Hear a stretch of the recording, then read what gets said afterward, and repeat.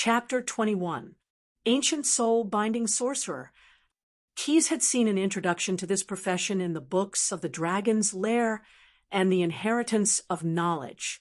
Soul-binding sorcerers are spellcasters who use ancient bloodlines to obtain artificial supernatural bloodlines. They pursue better control of the mixed magic power flowing in the depths of their souls, as well as the true meaning of life evolution and creation through the creation of chimeras. It is somewhat similar to the spellcasting ability of warlocks that traces back to their bloodline through high charisma, but it is completely different from the spellcasting ability that sorcerers learn through research. However, the spellcasting ability of soul-binding sorcerers is artificially transplanted and not inherited like warlocks. They are unable to construct a clear spell structure, and their power is mixed and full of destructive power. Spellcasters are used to calling it evil sorcery. Under the control of the will, soul-binding sorcerers can directly use the spellcasting power from themselves or the tragic victims to complete secret operations, control the weak souls, or directly use the magic flame to destroy the enemy, but they also have to fight against the distorted will derived from the power at all times. Perhaps the bloodline transformation of the soul-binding sorcerers in ancient times was just an unsuccessful experiment. The enthusiasm of the evil sorcerers for creating chimeras can also be understood as their hope to repair the distortion and chaos in their bodies and souls through the study of life evolution and creation. The legacy of spellcasters from ancient times, 2 eras before the thousands of races fought for supremacy and the rise of the human race, was immeasurable. In fact, after reading the experiment records of Cotman, Keyes had great interest in these ancient secrets that could possibly reveal why he was able to transmigrate to the Ash world. The laboratory of the ancient soul-binding sorcerers is indeed quite valuable. To put it bluntly, its value is much higher than the son of your tribe's chief that I have captured. However, I presume that your explorations have not been successful and could even be said to have suffered heavy losses. Opportunities always coexisted with challenges, and wealth was always proportional to danger. This was a principle that could not be more obvious. Indeed, with the strength of the Salem tribe, it is simply wishful thinking to complete the exploration of these ruins. Even Brock the tongue puller's strange voice that sounded like boiling water could not hide the bitterness in his tone. He stated in a depressed tone, "The Elven tribe has not produced a legendary-level spellcaster for too long. Even if they found another way to study the relatively simple path of sound, there are not enough high-level spellcasters. To explore these ruins without a high-level spellcaster, no matter how many warriors there are, they cannot defeat the strange traps and terrifying chimeras.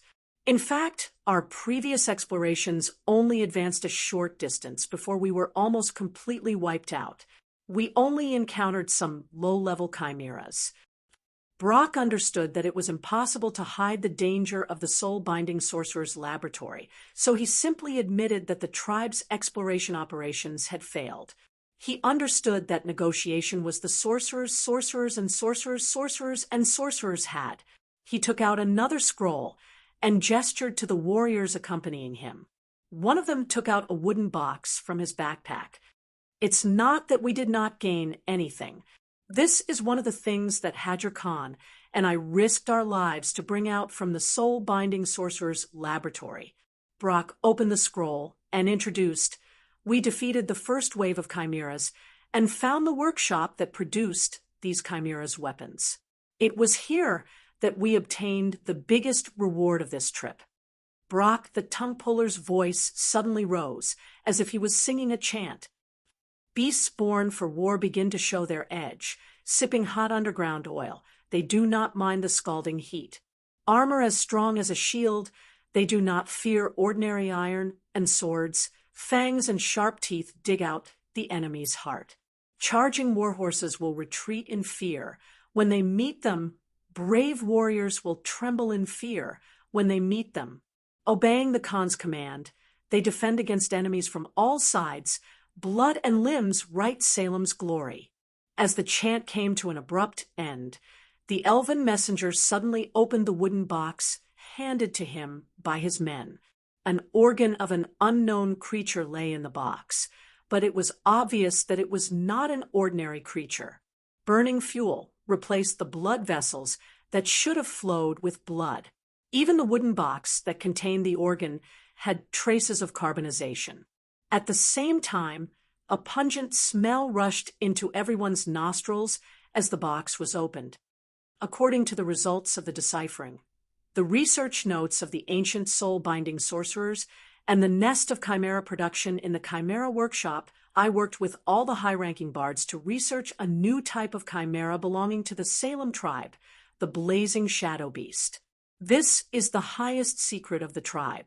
Other than the chieftain and myself, only a few elders and captains know about it. Brock glanced at Epicurus and the 3 ogre brothers who were still standing at the side. It seemed that he did not want to reveal any more, but Keyes did not say anything, so he could only continue. These war beasts have no gender. There is no way for them to give birth naturally. They can only rely on the nest of chimera to breed young. They do not need to drink water, and their combat power is amazing. They only need to be fed the black oil dug out from the ground regularly to survive and develop well. Their vitality is amazing. Even if their bodies are cut open, they will not die easily. This wooden box contains the organ of the blazing shadow beast that digests the black oil. Brock took a water bag from another warrior's attendant. It was not filled with water, but black oil. He poured a little on the organ. The black oil quickly seeped into the organ. After a while, the organ, which was already a little dim in color, began to pump rhythmically. Some of the blood vessels connected to the organ flowed out burning liquid at an astonishing temperature, and the inside of the small wooden box had many more pieces of carbonized debris. Roasted meat that will cook itself. The ogre gourmet muttered softly as he looked at the blazing shadow beast's digestive organs. Seeing the blazing shadow beast digest the heat of the black oil, Keyes first thought of the red dragons that were also part of the Penishade, Megalosaurus. They also had the ability to devour magma. However, although dragons could live by directly eating any substance rich in energy, they would never give up their preference for flesh. He himself had relied on great willpower and rational restraint to chew on copper or before.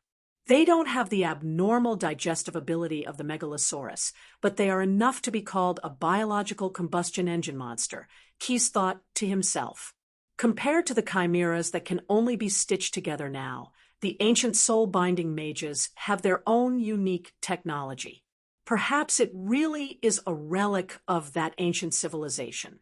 Seeing that Keyes, who had transformed into a human teenager, was a little moved, Brock added fuel to the fire. Powerful dragon emissary, the value of this map has been proven, although Salem currently has no way to get more from here, with the legendary Megalosaurus as its foundation. The dragon lair has the ability to explore this ruin. The chimeras in this wooden box can be used as evidence to provide feasible suggestions to the great legendary Megalosaurus. I have to agree. This map is indeed worth the value of the son of the chieftain named Harknan. I agree to the preferential exchange agreement. You can take this elf away. Thank you for your kindness and generosity. Then, there is still the matter of the exchange of more than 100 warriors. Can you? Keyes waved his hand to stop Brock from speaking.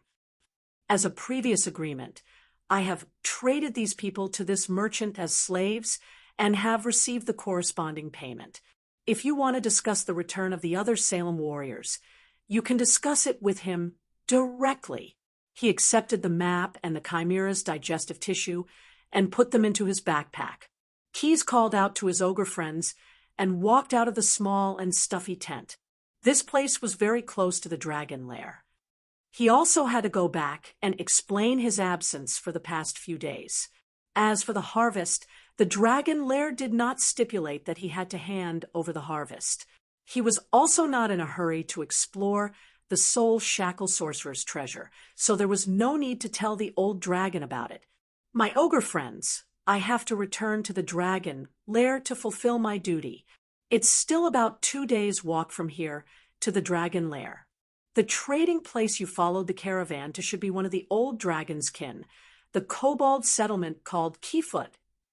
Keys reached out and patted the ogre's wrists. This was the highest position that his transformed body could reach. I look forward to our next meeting and exploring this world together. Keys's experience in running a party still influenced his thinking, although there was no data to prove it. The young blue dragon could feel that the ogres had a good impression of him after a few days of interaction. Maybe if I'm still in the game, my charm would be so high that I can open the interface to recruit companions, hee. While the young dragon was happily reminiscing about the past, in the big tent in the middle of the caravan's encampment, the slightly proud Epicurus was having a friendly negotiation with the elven messenger known as the Tongue Taker. Blazing sun above, elven messenger of Salem, you have to understand that it was your unprovoked attack that caused my loss. The compensation from the captives as slaves is not even enough to offset half of my original loss. According to the customs of the desert, this was not an unprovoked attack. It's just that you walked into our hunting zone. Salem has the right to ask for the commercial tax that belongs to his tribe. Unfortunately, your tax officers are not proficient in the art of numbers, nor do they have any manners. They even attacked my caravan without declaring war. Salem will compensate you with 1,000 silver cats worth of gems and an oath in the name of the tribe's ancestors. In the next 3 years, your caravan will have a free stall in Salem and any bazaar in the vassal tribes. You will also not have to pay taxes when purchasing furs, weapons, and even slaves from the elven tribes. You will also have a 20% discount on the total price. As for weapons, does that include the beast called Blazing Shadow that you mentioned in your previous discussion? Epicurus asked tentatively. You're delusional. Along with the angry roar of the Tongue Taker, the accompanying elven warriors all pulled out their scimitars. All right, I just want to ask. Seeing that his guards and the elves were at daggers drawn, Epicurus awkwardly expressed that it was just a moment of curiosity. Then what's your answer? Brock motioned for the elven warriors to put away their scimitars. Deal, but you have to draft the agreement immediately, sign and seal it. I need to accept your Khan's official seal as the representative for this negotiation. As you wish, I hope your caravan will be able to obtain delightful wealth from the friendly Salem and its friends.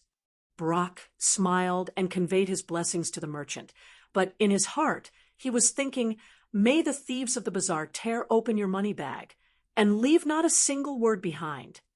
Thank you for your wishes. May your kind words bring you long-term health and happiness. Epicurus returned the salute, but what he was really thinking was, may swords and spears be placed on your heads, you crude elven bastards who are as dumb as orcs. Bah! Chapter 22. After a friendly discussion between the elven messengers and merchants, they came to an agreement to redeem the captured tribal warriors. The slave merchants also received some cash and other compensation. After purchasing some food and water from the caravan, Brock led the redeemed warriors away from the caravan, as if he didn't want to stay for even a moment longer. As most of the warriors had lost their mounts, the elves didn't travel very quickly.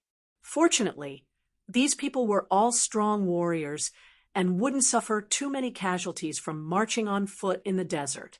Teacher Barbarossa, Harknan, who was riding beside the Tongue Taker, looked at his expressionless master and wanted to say something.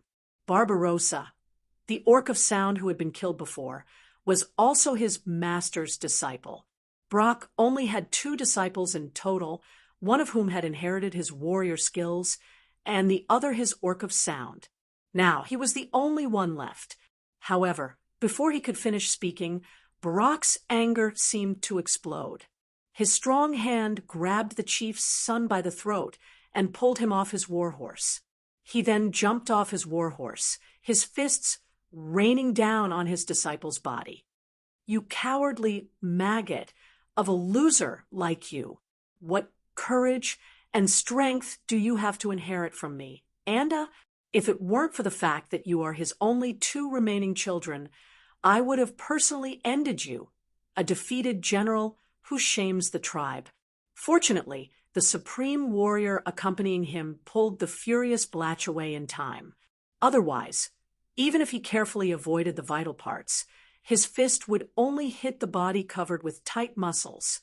With the monstrous strength of the tongue puller, it was possible that he would have killed Huck Keenan if he wasn't careful. "I declare that you are stripped of your status as a supreme warrior. If you want to have this honor again, you will have to use 10 times the number of human heads to wash away the shame of being captured. Now, get over there and walk out of this desert on foot with the warriors who were humiliated because of your incompetence."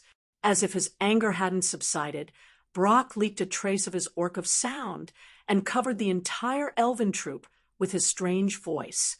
Looking at the chief's son dragging his bruised and swollen body and limping towards the marching warriors without saying a word, one of the supreme warriors who dissuaded Blatch from beating him patted his old companion on the shoulder. "Stop pretending, old man. If you're really angry, you'll turn that kid into a pile of minced meat with just a few punches."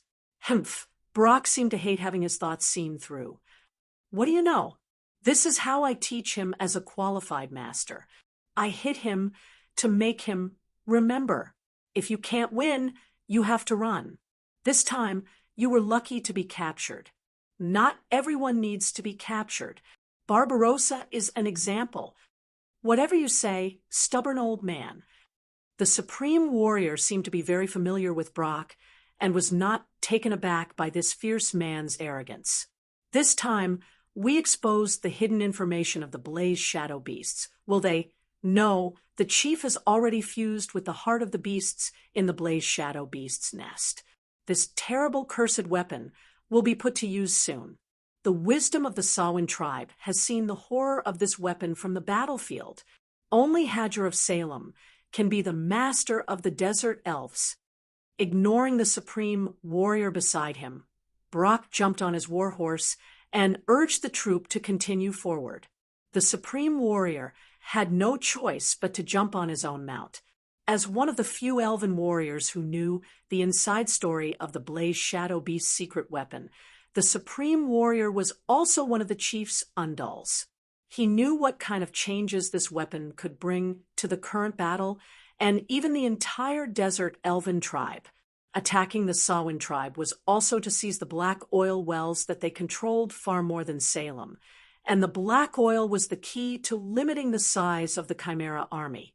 Brock naturally knew this, and in fact, he knew more.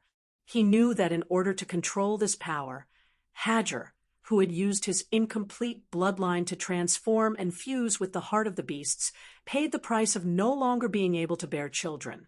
That was why he was willing to risk the danger and humiliation to redeem Hadjkanen.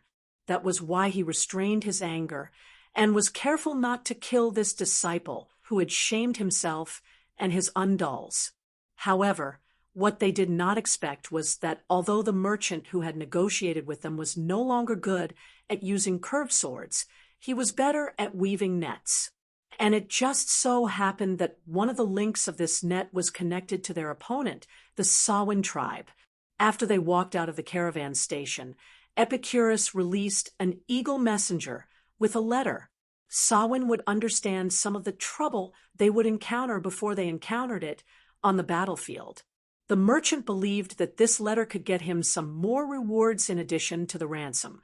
The core of the Dragon Nest territory, the Dragonheart Hall. This was where Sorota rested and met the Megalosaurus who came to visit.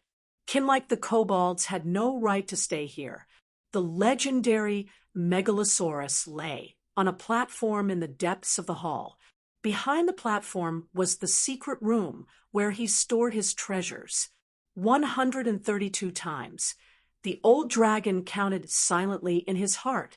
This was the 132nd time that he had the urge to kill this little bastard in front of him in just 2 hourglasses. He did not seem to be listening at all to the content of this insignificant dragonkin's rambling in Draconic. In fact, just the pretentious appearance of this little dragonkin in front of him made the legendary Megalosaurus extremely unhappy. What made Sarota unhappy was that this creature with the false name of God-Eater was a relatively powerful descendant of the evil dragons. However, it was far from being a match for the legendary Megalosaurus, who was about to reach the age of an extremely old dragon. This difference was not only reflected in the ability of spellcasting. Even if it was only based on physical strength, a descendant of the evil dragons with the class of barbarian and over 20 centimeters in size would not be a match for the old dragon that was 5 times its size. There was also a difference between legendary and legendary. Enough, you ignorant and noisy little bastard. The old dragon's patience had reached its limit. The dragon tail strike came before the sound. However, this descendant of the evil dragons was still a legendary warrior. Although it was not a good sight to behold, it still managed to dodge Sarota's attack by a hair's breadth. Sarota, are you going to reject the call of the great dragon queen, the 5-headed Megalosaurus Tiamat? You, the legendary Megalosaurus thunderous breath, directly interrupted the descendant of the evil dragons before he could finish his words. The God-Eater had extremely high resistance to lightning. Although the electric shock burned him, it did not completely incapacitate him. However, Sarota's huge front claws took advantage of this gap and firmly grasped him in the palm of his hand.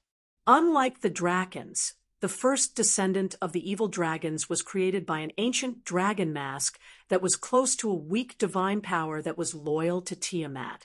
The original individual of this life did not come from heredity.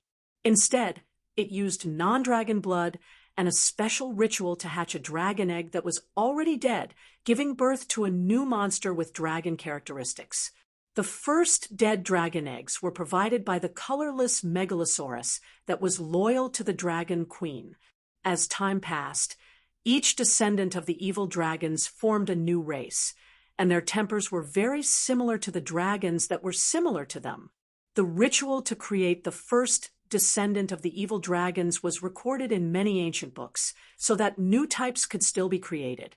However, due to unknown reasons, only the red dragon, the black dragon, and the blue dragon were the most numerous descendant of the evil dragons.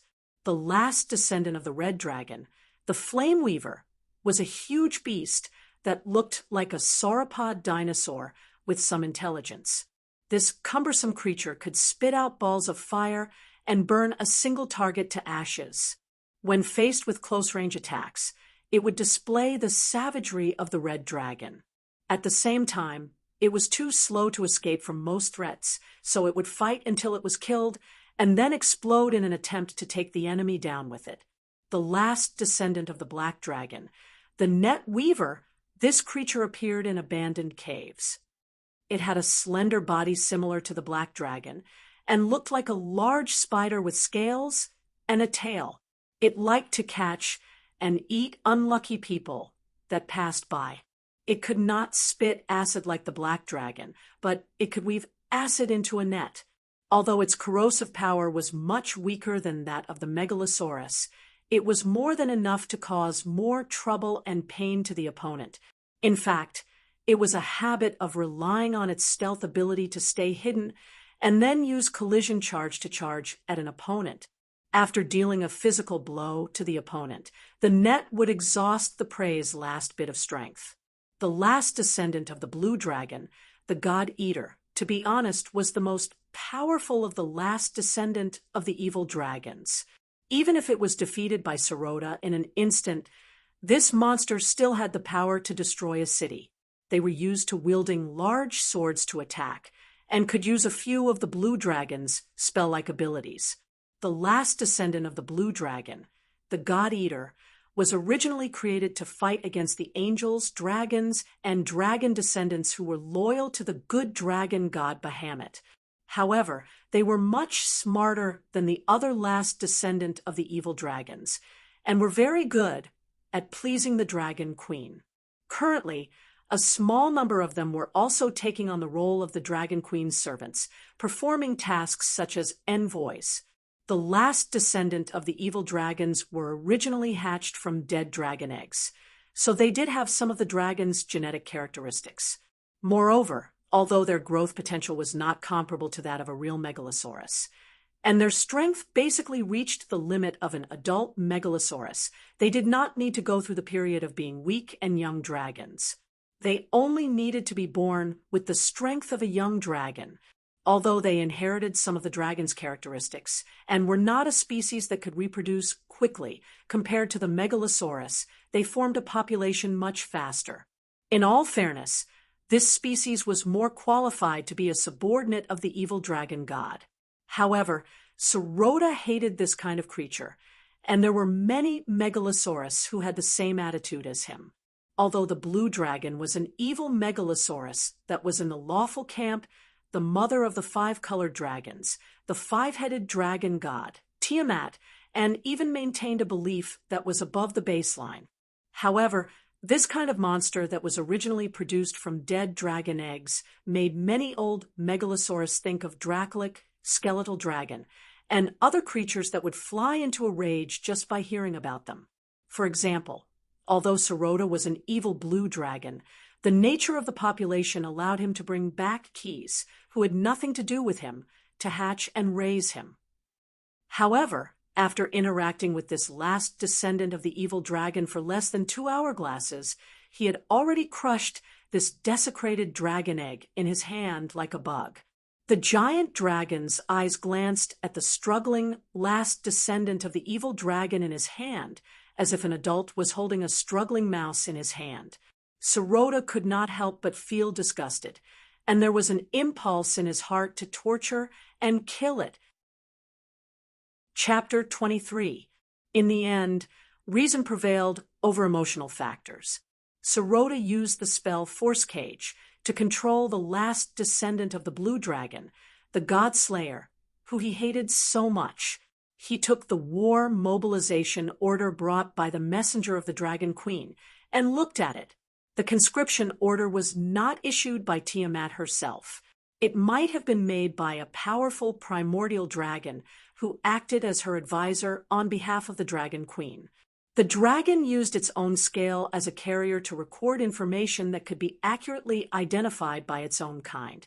Holding this scale, Sarota could feel that the primordial dragon who issued the order on behalf of the Dragon Queen was likely to have a certain bloodline relationship with Sarota, but it was not strong. They were definitely not blood relatives within 3 generations.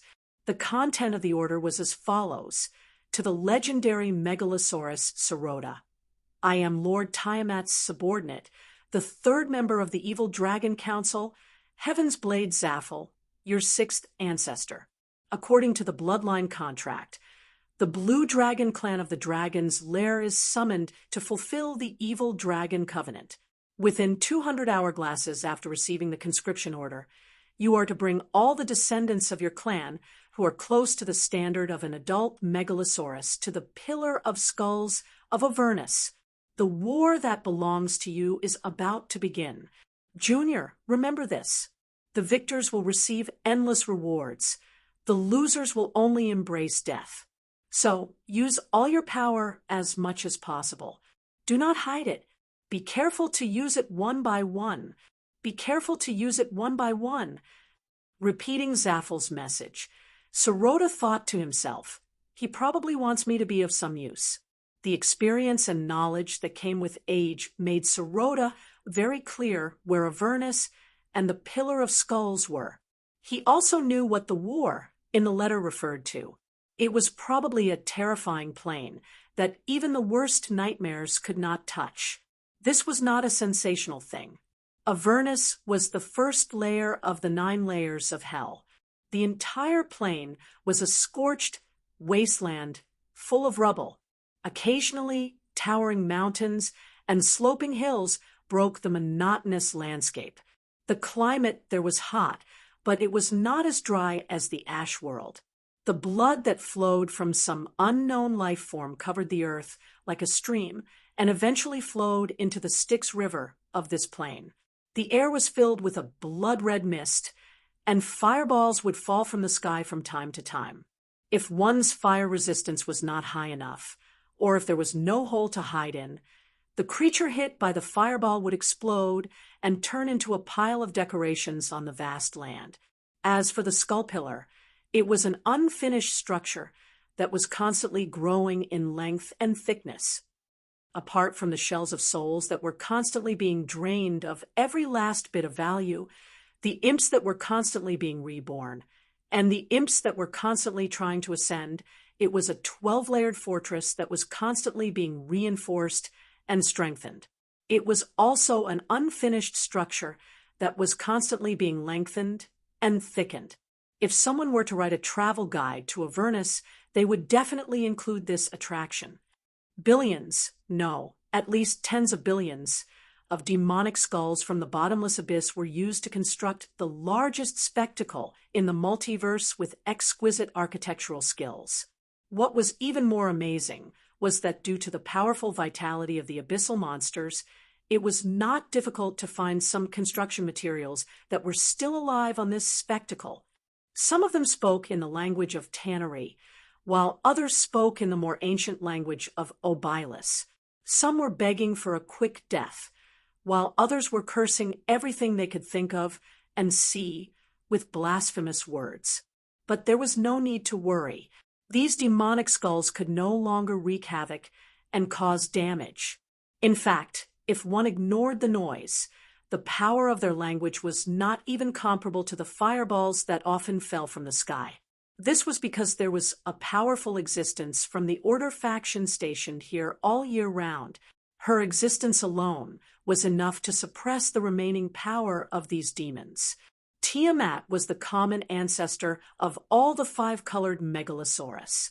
She was the 5-headed evil dragon god, the good dragon god, the eternal enemy of the platinum dragon King Bahamut, and the ally of the existence at the bottom of the 9 prisons of Bader, Nessus. Her lair was built in the huge pit at the bottom of the Pillar of Skulls in Avernus. Here, her true body could continuously absorb the generous gift of Bartho's law of order due to the victory of order over chaos. Of course, all of the above was just the background of the war that was just beginning to be introduced. The scale of this war was so huge, and the time it lasted was so long.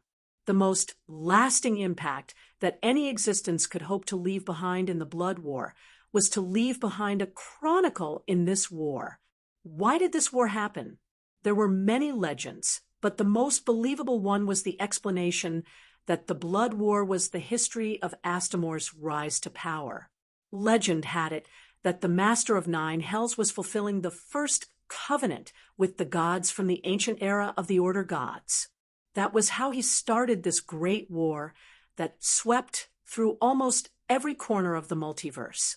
The first covenant stipulated that Astamors could lead his army to the 9 prisons of Bader as a base to resist the invasion of the demons from the bottomless abyss to the various planes. Fight evil with evil and violence with violence. The Master of 9 Hells obtained from the oath that he could use the evil energy in the souls of mortals to replenish the power of himself and his subordinates, the Barthas demons, who were also known as demons by the mortals. However, this war exceeded the expectations of everyone, including the powerful gods, and evolved into a contest of the essence of order and chaos.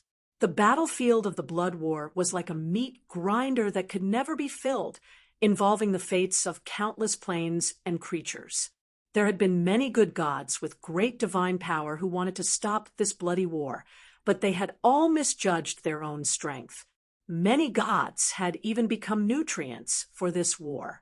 None of the gods dared to try to stop this terrible war because they knew that even the gods who ruled over death would not be able to protect themselves from the tides of war once they were involved in it. The river Styx that flowed through the blood war and was infected by it would drag the gods' kingdoms into the blood war. However, as the war continued, the devils and demons gradually discovered that this war was not completely meaningless. Under the guidance of the results of the war, local victories and defeats would bring about an explosive increase in the laws of order or chaos. Creatures of the corresponding factions would be able to obtain an increase in their life essence. After a battle, if Bador was victorious, a top-tier Barthas pit fiend could advance to the battlefield. Similarly, if Bador was victorious in the abyss, there was a chance that a little dretch could advance to become an abyssal flame fiend. Since then, the evil and greedy creatures of the lower planes had worked hard to maintain the continuation of the war. The blood war had become a training ground for them to increase their strength. There were even some creatures from other planes who took the initiative to throw themselves into this terrifying war that had yet to end in order to obtain power and wealth, hoping to gain the favor of order or chaos. Of course, most of these creatures became fertilizer for the war. Chapter 24. Sirota was not stupid. It was not wrong to say that he was a wise old dragon. He did not think highly of himself, nor did he want to be treated as fertilizer. Out of his passion for a comfortable life and his strong survival instincts, the legendary dragon wanted very much to end the little bastard who sent him the letter that pissed him off. Then he would destroy the letter of the old immortal whose bloodline was unfathomably similar to his own, pretending that he did not know or have never met him. But he could not. After years of study, his casting skills were as proficient as eating and drinking, and it gave him the ability to see through the surface of things. And the contents of the bloodline contract clearly stated in the letter, and Sirota's senses told him that this was not an imaginary threat, but an objective fact. I'm afraid that the ancestors of the Ash world, who migrated to this world from other planes, had no choice but to compromise with the dragon queen due to the pressure of survival, Sirota analyzed rationally. Although he had enough respect for the evil dragon god, the Ash world had not believed in gods for a long time, so the old dragon born in this plane was not as devout as the natives of this world. The contents of this contract are very similar to the style of the 9 prisons of Bader, and even a little like the Styx contract. If I go against it, I'm afraid that the entire dragon nest with my bloodline will be in danger. I can only go to that damned place and risk my life. According to the requirements of the draft order, Sirota, who had become a legendary, needed to lead his army to the first level of Bader, Avernus, to pay homage to the evil dragon god, and serve under him for 100 years. The other adult blue dragon also needed to stay for 20 years. As for the young dragons, they only needed to wait for 1 or 2 years before they could fulfill their promise and return to the dragon nest. But that was Avernus, the front line of the bloody war. Sirota's power, that far exceeded that of an ordinary legendary, was not worth mentioning there. Powerful beings as strong as demigods, or even gods, could be annihilated from time to time. The old dragon had the most pessimistic guess that there would be a few of his people who would be lucky enough to survive this war and return. Thinking of this, Sirota looked at the last evil dragon descendant who was struggling in the force field cage, while sneering at the old dragon who had just finished reading the conscription order. The malice in his heart grew even stronger. Old dragon, do you have the courage to face the wrath of the great 5-headed dragon god? Or do you have the courage to face the curse of violating the bloodline contract? Ha ha ha. The legendary tier blue dragon, who had been enraged by the arrogant and rude emissary, suddenly calmed down. Then he casually cast a spell and turned himself into a half-dragon that was about the same height as the last evil dragon descendant. Then he approached the force field cage and spoke with an unhurried tone. I have to say that I don't have that kind of strength. Out of respect for the great dragon Queen Tiamat, I will definitely abide by this contract and fight for her." With a flick of his finger, the old dragon's unique secret imprint was imprinted on the enlistment order. This was the sign of fulfilling the contract. As the contract was established, the ancient dragon scale that carried the will of Bartho to summon Sarota suddenly shattered into tiny ashes, scattering from the Megalosaurus's palm. Last question: are you considered strong in your tribe? Are you qualified to personally serve the Dragon Queen and listen to her orders? Sarota's strange question made the evil dragon emissary a little confused. However, he still arrogantly replied, "Of course I am a strong warrior. My ranking in the tribe is close to the dozen or so ancestors that were first created. It's just that I haven't received the honor of meeting the great Dragon Queen yet. Wait a little longer." Without waiting for the last evil dragon descendant to finish speaking, the old dragon revealed a look of understanding. The half-dragon's face that resembled a true dragon actually squeezed out a smile. Then, "Goodbye." A long-prepared spell of greater disjunction directly penetrated the force field cage and bombarded the body of the last evil dragon descendant. There was no scream, no flesh and blood. A legendary warrior who was still alive just a moment ago was directly disintegrated into tiny ashes. Godslayer. Humph, is there really such a weak god for you to kill? Ignorant and stupid weak creation. You have tainted the little bloodline inheritance of the true dragon for nothing. If such a weak being could be called strong in the tribe, then the overall strength of the tribe could be imagined. Without the direct favor of the Dragon Queen, it would be a waste of effort to kill him. Sarota knew very well that the evil dragon god was the mother of the Penishade dragons, not the mother of the last evil dragon descendant. After dealing with this annoying fellow, Sarota's mood improved a little. It had been a long time since he cast a spell in battle, but the practice just now did not seem to be unfamiliar with it. Only then would he feel more at ease when he went to a dangerous place like the blood battlefield. "Hey, little guy, what are you doing hiding there? Is there a problem with your patroller?" Sarota did not transform back into his true dragon form. He stretched his half-dragon body as if trying to adapt to this form. He had already noticed Keys, who had come to the Dragon Heart Hall. The young dragon walked in from behind the huge door pillar at the entrance of the Dragon Heart Hall. Even if he was extraordinarily developed, his true dragon form was not inferior to the average young blue dragon. However, he was still not much taller than a legendary megalosaurus in half-dragon form. What kind of half-dragon is this old dragon's spell mimicking? Don't tell me it's half megalosaurus or half giant. Although he was thinking about some unimportant and boring questions in his mind, he still had to be respectful on the surface. After Keys Fetton stepped into the Dragon Heart Hall, he lowered his famous giant head in respect to Sarota. "Respected master of the Dragon Nest, my instructor, Thunder Lord Sarota." Fortunately, the frequency of many syllables in the dragon language could represent different meanings, so the long string of honorifics did not seem too cumbersome. "This is my 26th hunting mission in the Dragon Nest territory. I submit to you a detailed report of this mission." With that, the blue dragon Keys stood up and cast a spell to show his secret imprint. Sarota could use the power of magic to quickly read the report in the secret imprint using the rules he had set in advance. Sarota felt a sense of closeness as he looked at his brethren hatched from the dragon eggs he brought back from his most recent exploration.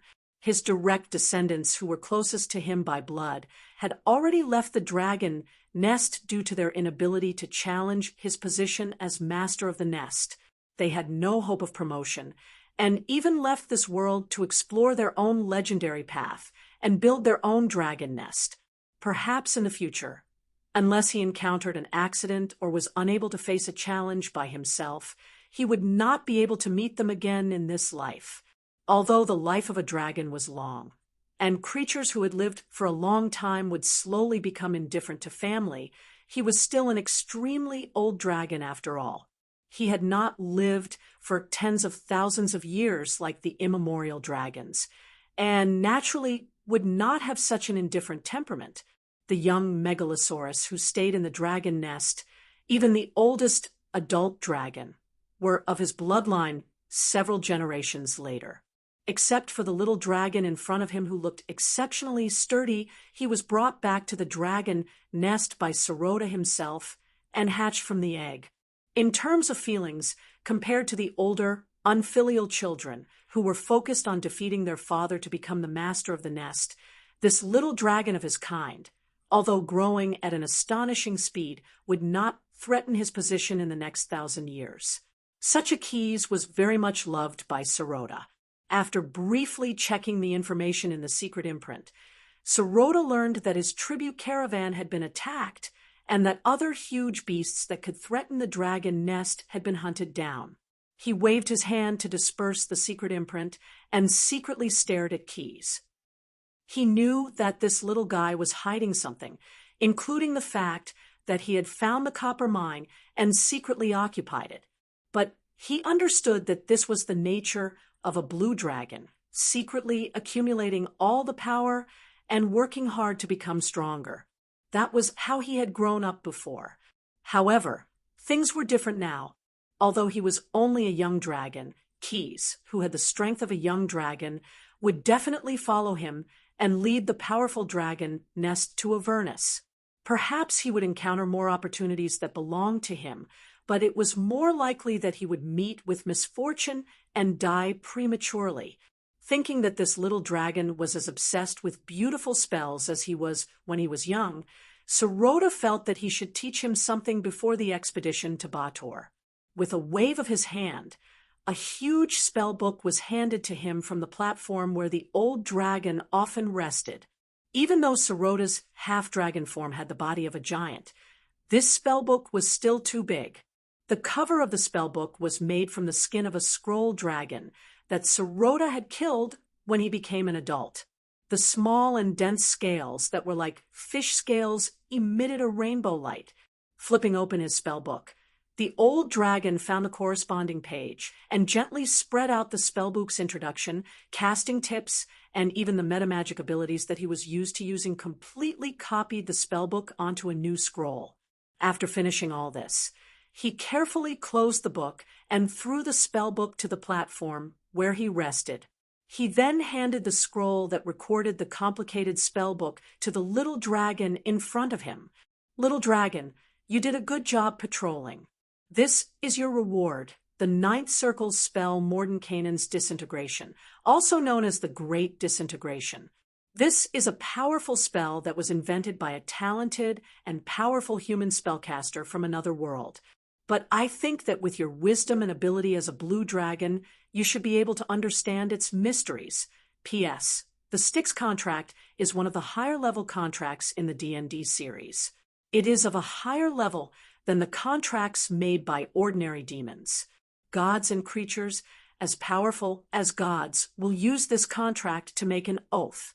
The price of violating the contract is not something that ordinary weak gods can bear." Chapter 25. Keys did not expect to see the 3 ogre brothers again so soon. After reporting back to Sarota in the Dragonheart Hall, Keys spent 5 days analyzing the high-grade spell that Sarota had bestowed upon him. This was a rare reward. It was the nature of the blue dragon race to cherish their own things. Even blood relatives rarely had the tradition of sharing precious knowledge. As a reward, the inheritance of Mordenkainen's disjunction was obviously too generous.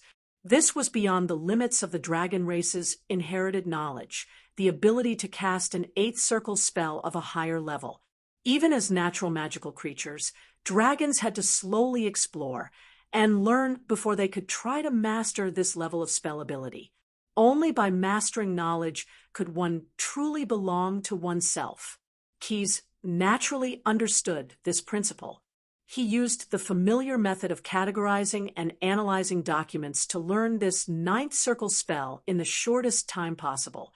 Spell name: Mordenkainen's disjunction, Sorota's modified version. Spell description: Mordenkainen was not the most powerful of the living mages of Haranes, but he was the most creative.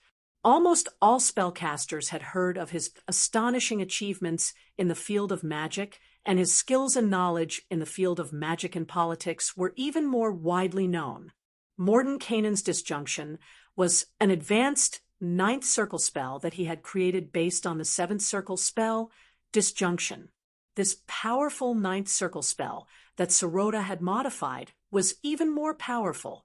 It could achieve a disjunction effect that the original seventh circle spell could not achieve, and at the same time effectively avoided the negative effects of indiscriminate disintegration on enchanted items. In the face of such a spell, ordinary defensive spells would have no effect. If one was accidentally hit by such a spell and had not learned its counterspell, turning into dust was the only outcome one could imagine.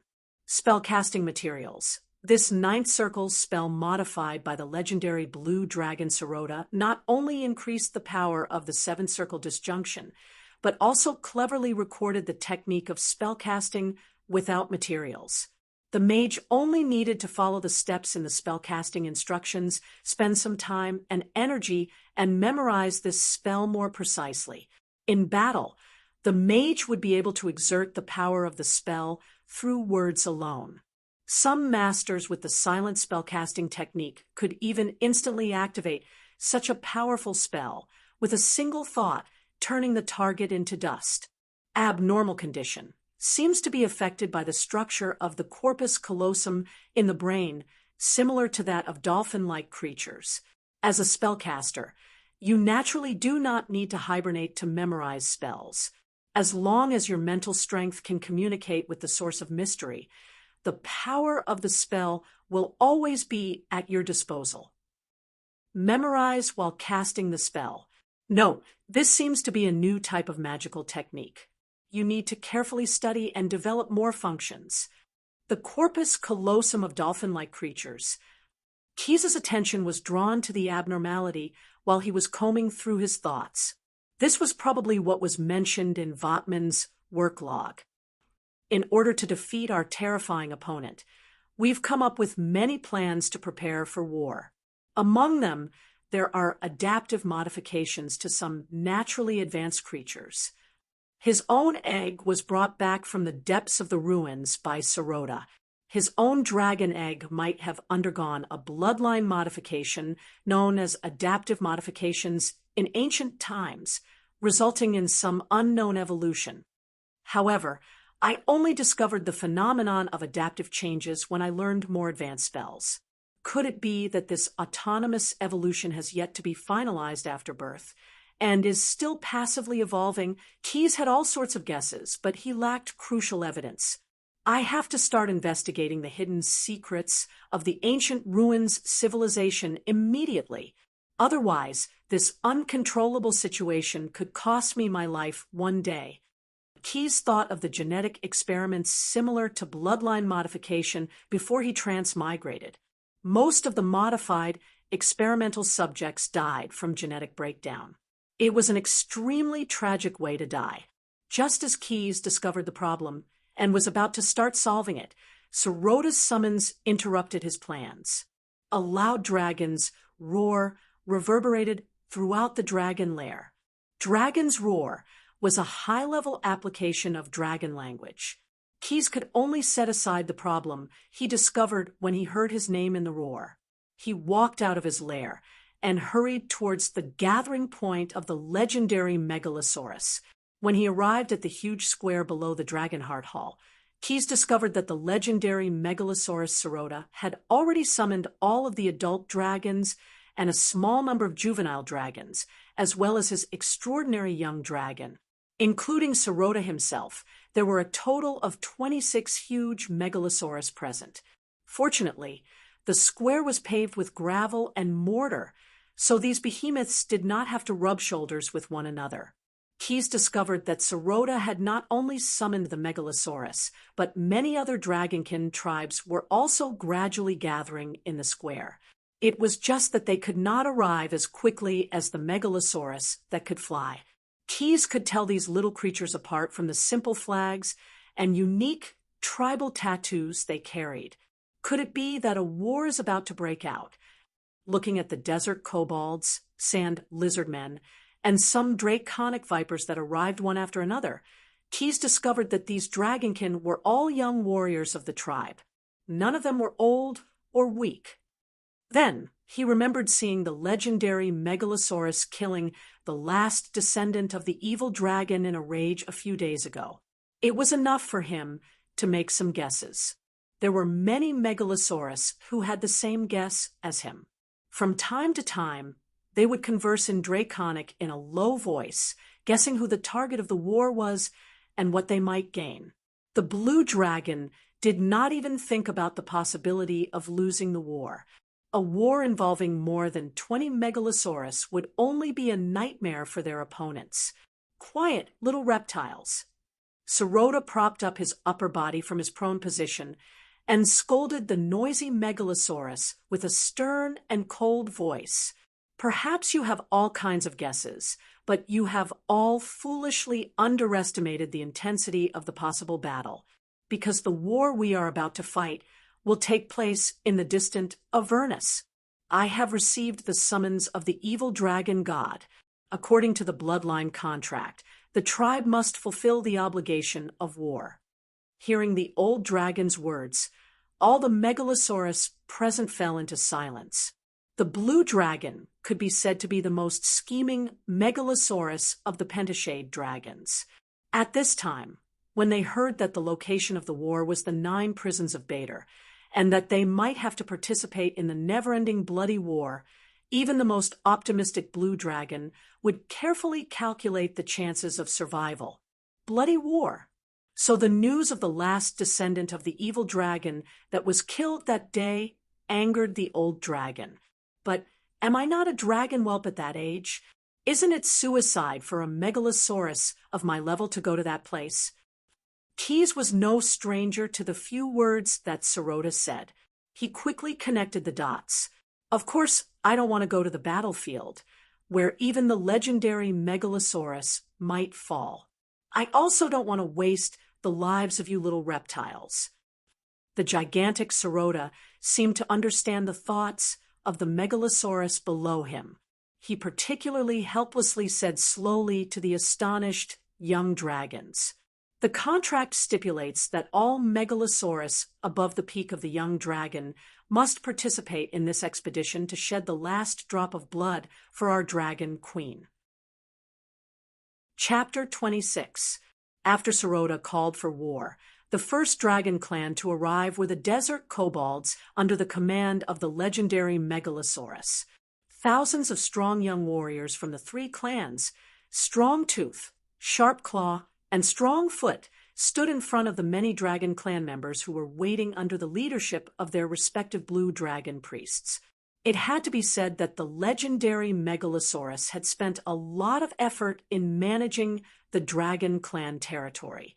It was rare to see a few core clan warriors with uniform armor and weapons.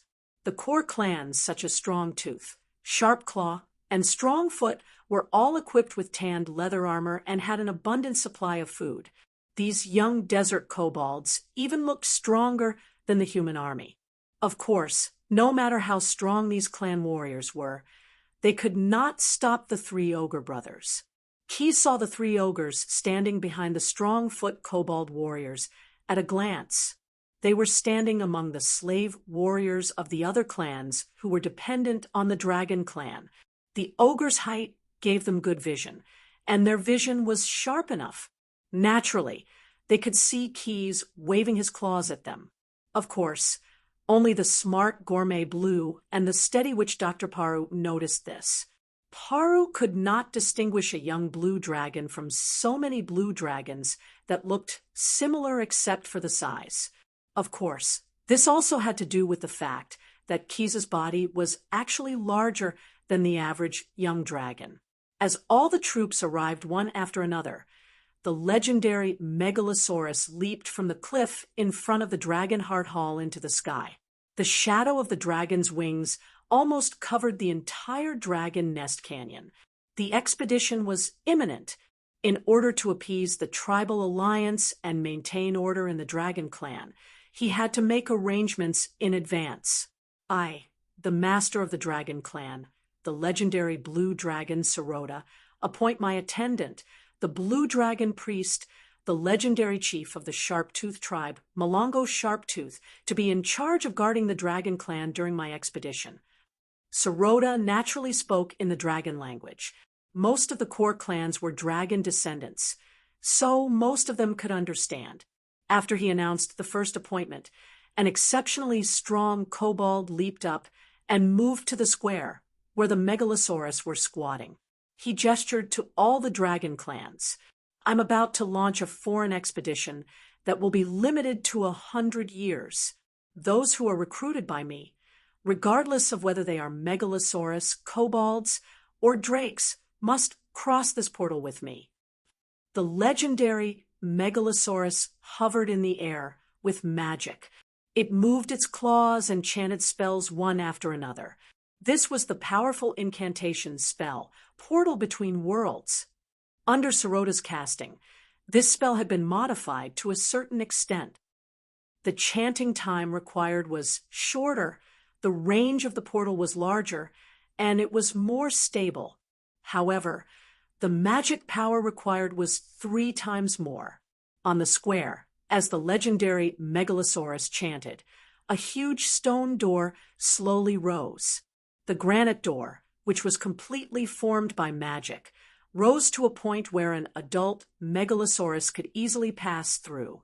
Then, it stopped rising and growing. The whirlpool-like blue magic energy in the middle of the stone door emitted an astonishing magic wave. A vague, solemn, magnificent, and incomparably evil aura came from the other side of the door. Hiss! Keys inhaled a breath of cold air. The old dragon really hid his strength well.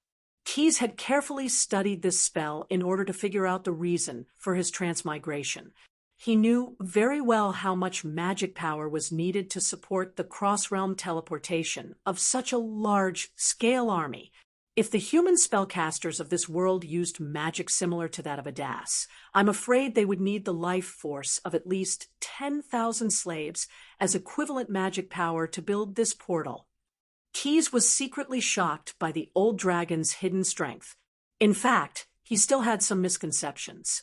Of course, Sarota's ability to use the Source of Mystery to cast spells was very powerful, and this spell did indeed require a large amount of magic power to support it. However, it was far less amazing than Keys had estimated. The reason was very simple. This portal was connected to the 9 prisons of Bader. As the saying went, it's easy to be bad, but difficult to be good. It was far easier to fall into hell than to rise to heaven. In terms of inclusiveness, even the most generous divine kingdom was not as inclusive as the 9 prisons of Bader or the bottomless abyss. Whether it was a saint who did good all his life or a criminal who was full of evil, as long as the seed of depravity was planted in his heart, he could easily find a place for himself in the lower realm. Mortal creatures had to pay a price to go to Bader from the material plane where they lived, but the price was much less than climbing out of the 9 prisons. Bader, this was hell, a place where compassion withered and resentment flourished. This was the home of the devil. Avernus, the first level of Bader, the eternal front line of the eternal blood war. When Keys first set foot on this legendary land, although he still had many fears about the future, he still felt some excitement in his heart. Walking out of the portal, the young blue dragon did not feel any dizziness or discomfort due to his excellent physique. Looking up, he could see an endless wasteland of blood-red gravel as far as the eye could see. Occasionally, there were a few hills or ravines dotting this land. The elemental concentration in the air of Bader was much higher than in the material plane, so it was relatively easy to cast spells here. In fact, In Avernus, even the beasts that wandered the wasteland and lacked intelligence had some spell-like abilities, apart from the higher elemental concentration. This plane also had a strong law of order. As natural creatures of the evil alignment of order, the blue dragon felt that their strength had increased somewhat here. However, Sarota still restrained his own race and had the blue dragon cast a protective flame barrier. After all, the army he brought with him was not like the Megalosaurus, who could ignore the exploding fireballs falling from the sky from time to time. Although most of the tribal warriors would be cannon fodder in the blood war in the future, they still had to contribute their strength to the Blue Dragon Lord on the battlefield. Waiting for the army to walk out of the portal one after another, some of the lower realm beasts that wandered the wastelands of Bader spied on the army that carried the aura of the prime material plane. This was due to the greedy and bloodthirsty nature of the hell creatures. However, due to the fact that there were too many powerful dragons in the group, these beasts did not have the courage to take action even though they had the desire to hunt. Sarota had already used his secret imprint to complete the execution of the bloodline contract.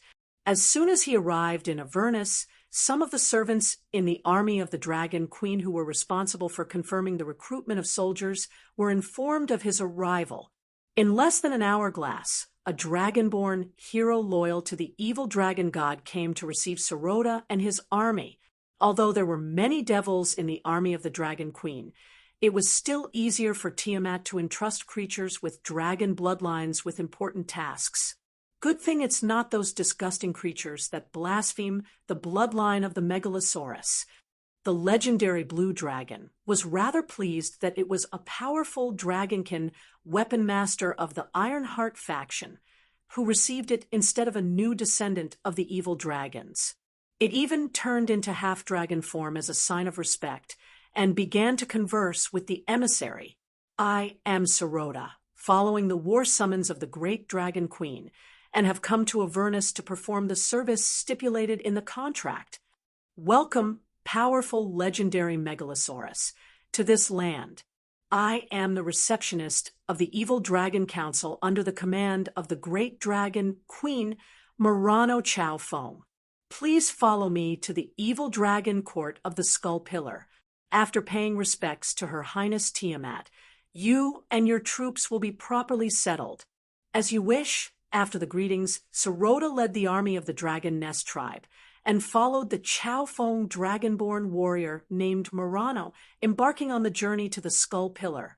Along the way, there were occasionally powerful hell beasts that wanted to ambush the army.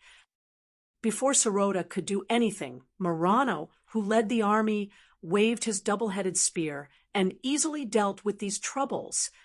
This kind of combat technique that's close to magic is probably the special ability of the Ironheart warrior known as the Weapon Master.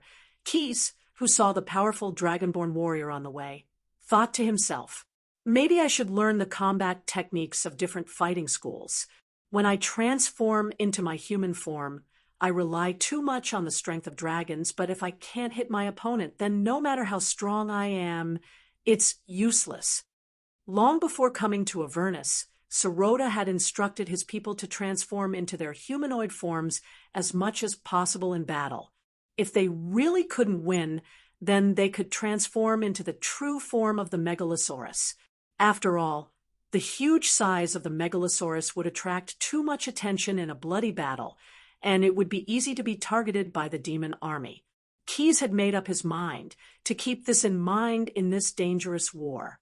As long as he could stay alive for 2 years, he could leave Avernus according to the contract and return to the material plane.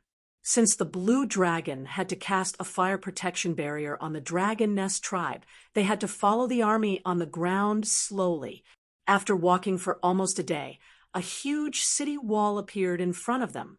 Looking at it from afar, they could not even see the corner of the wall. Outside the city wall, there were many scaffolding made of various materials and countless soul shells with blood-red bodies. This was the initial fate of the villains who fell into Bator. There were also many lesser demons, who were constantly repairing the huge city wall under the whips of higher-level imps or barbed demon overseers.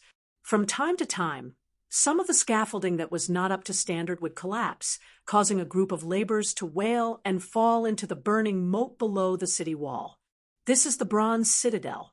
Now, we are building the 13th city wall.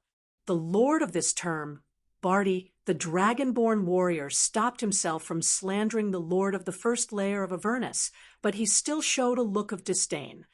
The stronger demons in the abyss can teleport infinitely over short distances every day. Without the dimensional anchor spell, no matter how big the city wall is, it won't be able to stop those disgusting demons. The demons of Barthas like to do such useless work. This race is definitely a bureaucratic race.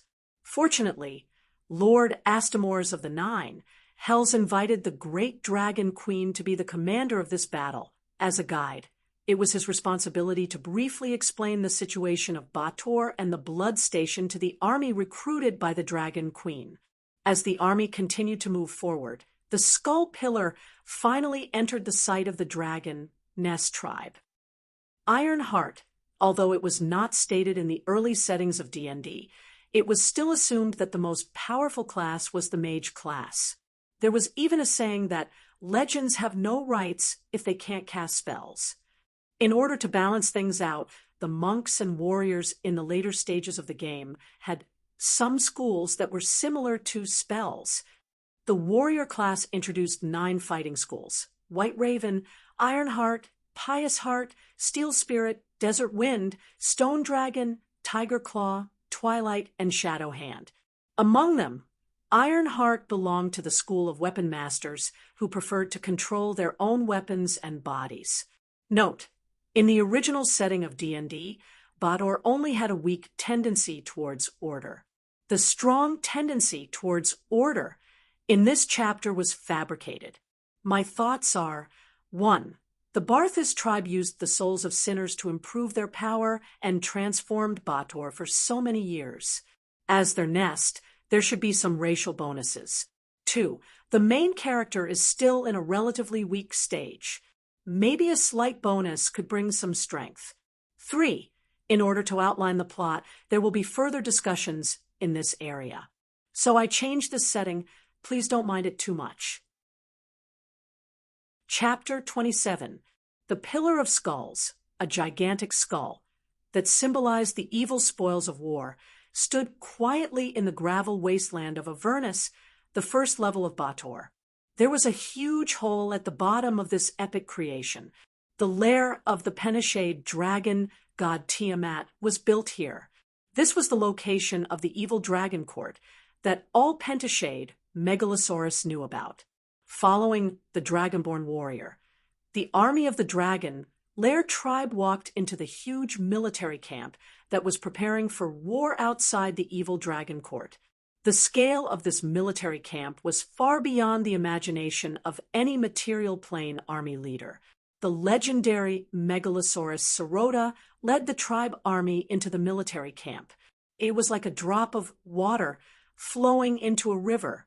It did not cause any ripples. Your Excellency Sarota, according to the orders of the Evil Dragon Council, you have arrived at the designated meeting point. As a legendary Megalosaurus, you have the right to go to the Imperial Court alone to meet the Great Dragon Queen and listen to her teachings. Then what about my tribe now? There is less than a month until the enemy force of this battle, the 489th level of the Abyss, converges in Avernus. Your matured kin will need to lead your tribe warriors and wait with the army gathered by the Imperial Court. After the battle begins, you will lead them to participate in the main battle. The Dragonborn warrior explained seriously according to his duty. As for the young dragons who have yet to reach adulthood, they will be separated.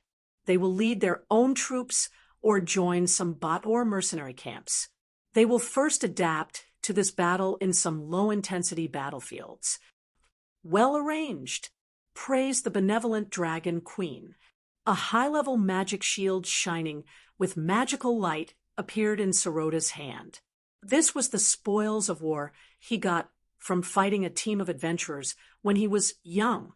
He passed it to the dragonborn warrior, whose eyes lit up. "I shall pay my respects to the great evil dragon god. Please accept my gift, and please take care of my young descendants." The legendary Megalosaurus pointed its claw at several blue dragons that had yet to reach adulthood, including Keys. Although the Dragon Queen is benevolent, it is still too dangerous for young dragons who have yet to see the big picture to participate in this expedition. Bribery was one of the basic communication methods in Bator. This method played a very important role in the path of promotion for the demons in Barthas. There was even a school called the Political Academy of the 9 Levels of Hell that provided education services for young demons who wanted to learn all kinds of methods to seize power. The dragon descendant named Murano Chao Fong kindly accepted the gift of a legend-ranked blue dragon. Then he patted his sturdy chest and expressed that he would arrange for low-intensity battlefields so that the young blue dragons would have time to get used to bloody battles. Murano's attitude was much more enthusiastic than his previous businesslike attitude. The legendary Megalosaurus nodded in satisfaction. It spread its wings and flew towards the skull pillar in the center of the huge military camp. As the saying goes, it's easier to get things done when you have connections in the court, and as the saying goes, gifts blind the eyes. After receiving the benefits from Sirota, the dragon descendant did his best to choose a few mercenary camps that were remote enough for the young blue dragons to settle down. "The intensity here is really low," Quith said, after witnessing the massive main battle camp. He could not bring himself to call this fenced-in place a camp. "But if we're unlucky when the projection of the abyssal plane overlaps with Avernus in a few days, the demon army will appear here. If the main battle does not attract the attention of the demons, I'm afraid this place will become very dangerous." Keys did not stay with the other young blue dragons. In fact, for Bader's mercenary camp, if there were more than 2 Megalosaurus stationed together, they might be targeted by the abyssal demon army. It would be safer to stay with the main battle army.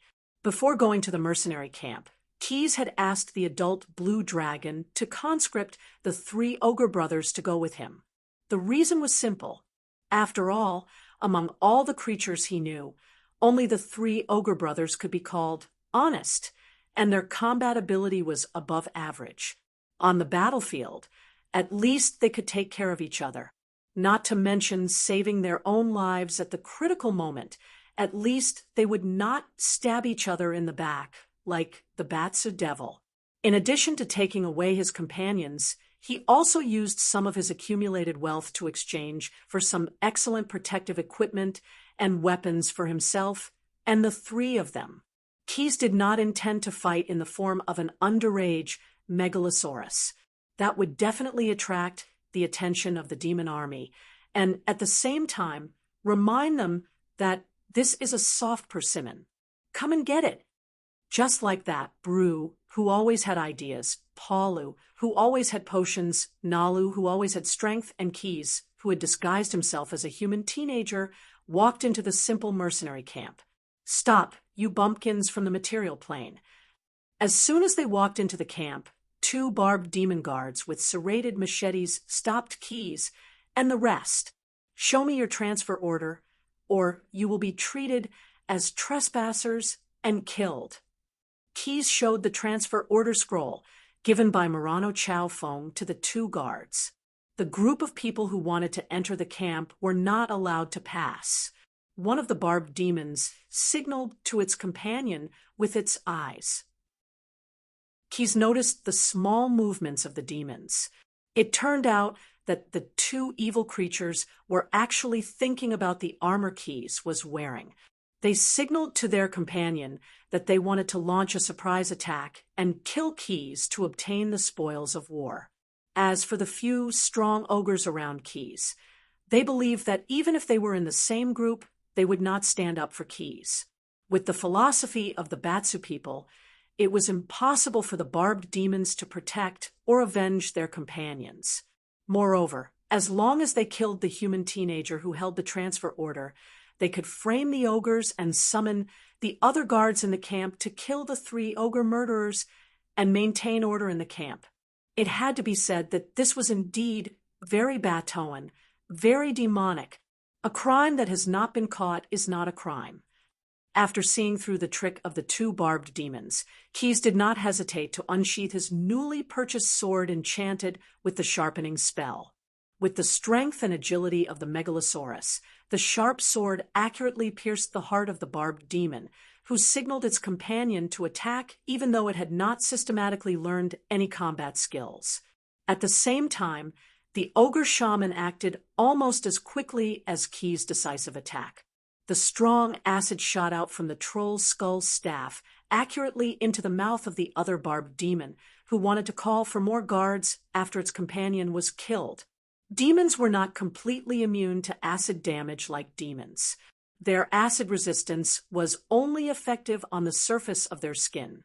The strong acid that was poured into its body through its throat not only made it lose its ability to scream, but also made the barbed demon experience a pain worse than death. Paulu, the creatures in this place are really tough. They did not turn into pus after being soaked in your acid. Look, they can still struggle.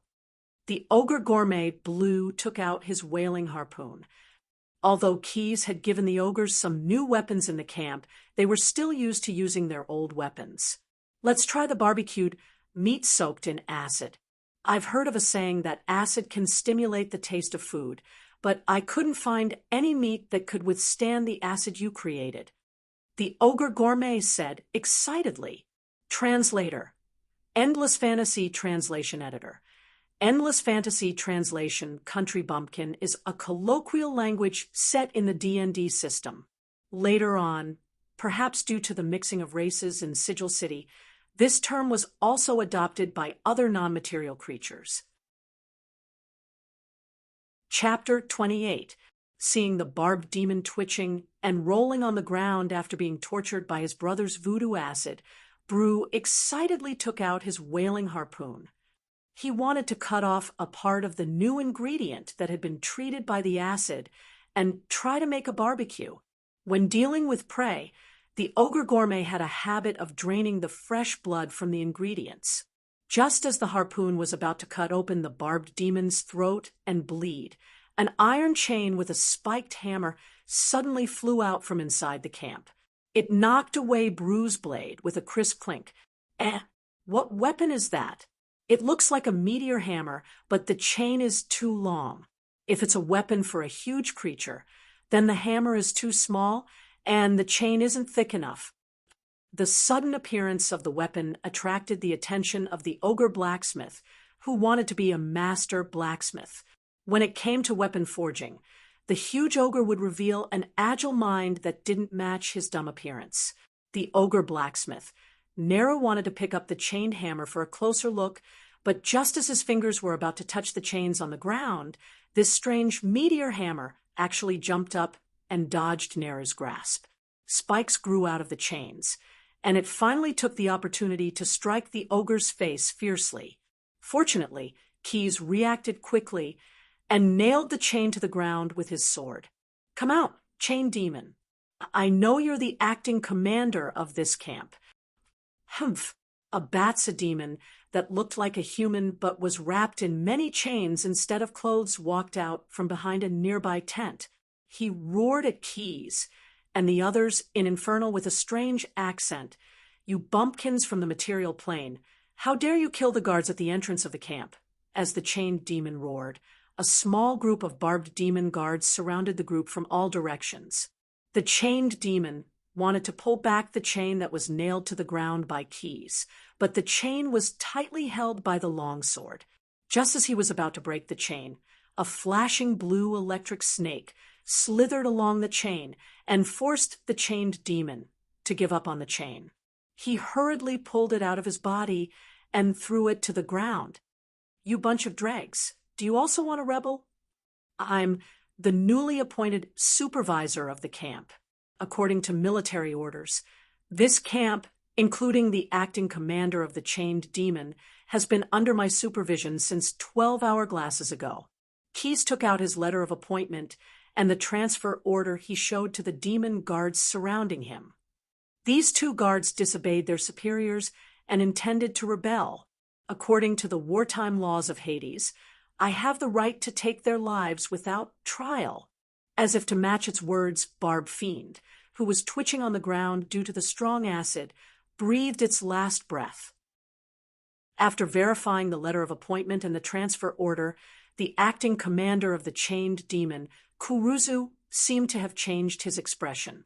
He no longer cared about the 2 dead barbed demon guards lying on the ground, as if it was another creature that had roared loudly just now. In order to please the new supervisor, he even flattered him in the common human language of the material plane, which he was not very familiar with. Obviously, his wisdom and power could not see through Keyes's true form. Mr. Keyes, I'm very happy about your arrival. The supervisor system is the embodiment of good order in the 9 hells. This is definitely a good idea that only the big shots of the upper class could come up with. The chained demon, Kuruzu, carefully flattered him while secretly picking up the chain that he had just pulled out of his body. The chain of a chained demon was also a part of their body. Not only was it a weapon that they could use like an arm, but it also had the ability to regenerate like a demon's body. A broken chain could be reconnected and could be used again. Following the chained demon into the camp, Keyes knew why the chained demon flattered him so much. For the demons, class status was equivalent to power. In order to get rid of the word acting hanging above his head and become the real commander of this camp in the legal sense, Keyes, as the supervisor, had to give a fairly positive evaluation in the report after the war. As a mercenary camp from another plane, Keyes only found about 100 barbed demons as standing guards to maintain order in the camp. An army of this scale was not weak in the material plane. According to Keyes's estimation, each barbed demon had the power to defeat 3 or 4 of the Desert Elves' supreme warriors that he had met not long ago. But if the battlefield was a bloody one, such an army would not have the slightest deterrence. Perhaps there was no need for the higher demons. A few stronger intermediate demons could slaughter these barbed demons. Seeing Keyes's slightly frown, the chained demon hurriedly said, "Don't worry, Sir Supervisor. This is a relatively remote war zone, and it will be relatively safe after the bloody battle begins. Also, from now until the war begins, there will be mercenaries from other planes stationed in this camp according to the orders. When the time comes, the barracks here will be filled with all kinds of soldiers, under my command. And of course, under your careful evaluation and wise advice, those who work for the will of Bator will become qualified cannon fodder." When the chained demon mentioned Bator and the bloody battle, even his eyes that were wrapped in chains showed a proud look. Indeed, in terms of the potential of war, Bator only had 9 levels, and no one could figure out how many levels there were in the abyss. But even with such a huge difference in the potential of war, the demons still had a certain advantage in this war that had lasted for hundreds of thousands of years.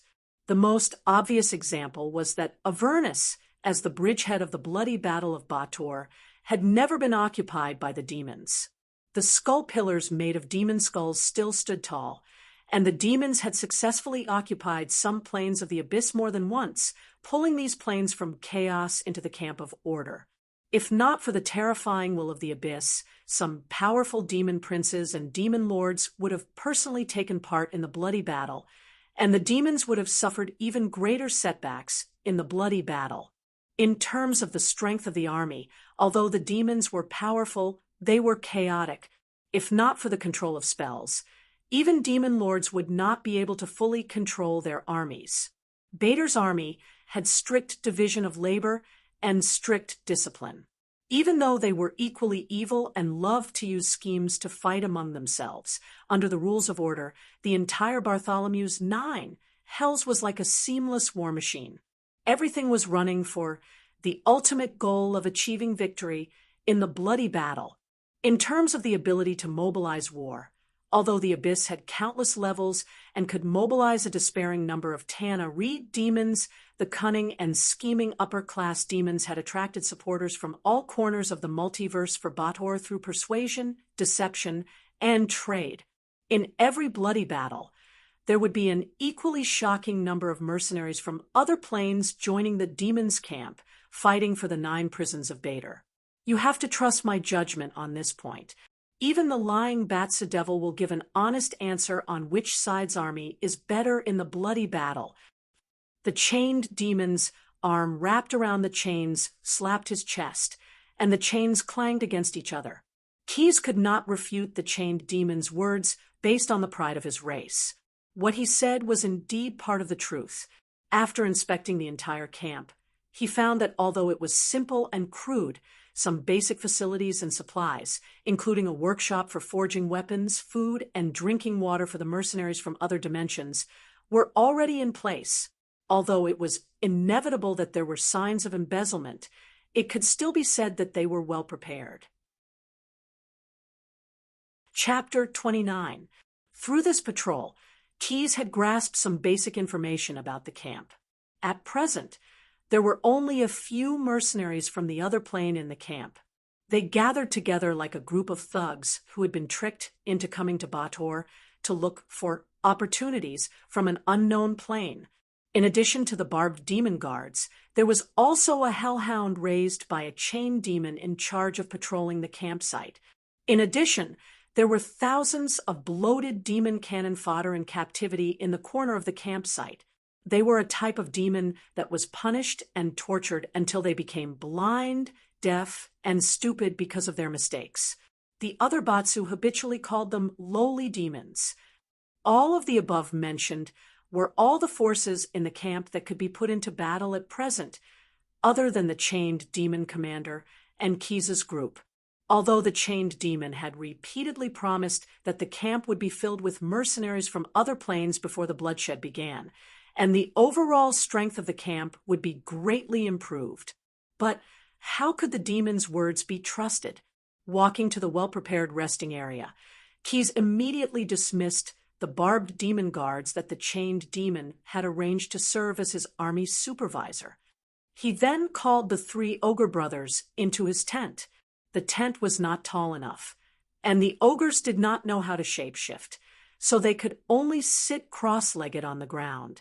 Fortunately, the tent was big enough that it was not crowded when the 3 ogres sat together. Seeing that they were seated, Keyes cast an anti-detection spell to ensure that no one was eavesdropping. After that, he also sat cross-legged on the ground. Although we have not known each other for long, I believe that you are trustworthy enough. Keyes paused for a moment to organize his words. In fact, you may have more or less heard about the cruelty of the upcoming war. To be honest, if the dragon nest was not bound by the contract, I would not want to be involved in this war at all. On this point, I want to hide it, although it may be a little cowardly and dishonorable. Looking around at the 3 ogre brothers who were quietly listening to him, Keyes continued, I hope that I can hold on for 2 years until I can freely withdraw from the war and return to my original world alive. Of course, this requires some luck. However, I believe that the best way to achieve this goal is to work hard to obtain more information, learn faster to improve my strength, and find some trustworthy companions. Keyes stretched out his clenched fist. This was the gesture that the gladiators in the Ash world used to bless each other before a life-and-death battle. I hope I can get this honor. Let's help each other. If the enemy dies, I will live. Fight to the end. The 479th level of the Bottomless Abyss was called Acid Fog Canyon by the Tana-Reed demons. The atmosphere here was an acidic mist that was constantly being replenished by the volcanic eruptions. The volcanic eruptions left behind a scene of utter destruction. A huge winding canyon cut through the vast land of this plain. Originally, This level was ruled by a Baelor lord named Tardheim, but later his position as a demon lord was overthrown by another powerful demon. The reason he was subverted was because he tried to grasp power that was far beyond his reach. As an evil demon, it was in their nature to seek greater power. There was nothing wrong with it.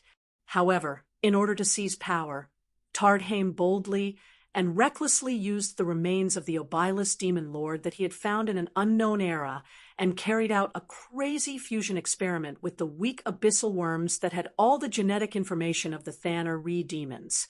The purpose of the experiment was to create a brand new creature with the characteristics of two demons. If Tardheim succeeded, then he would become a powerful demon lord with the strength of the demon creator, and even have the opportunity to seek the supreme honor of the demons, the title of Demon Prince. For the sake of this grand goal, the flame demon Lord Baelor had spent almost all of his wealth. In order to focus on the experiment, he even gave up a demon order that he had set up for countless years in the material plane.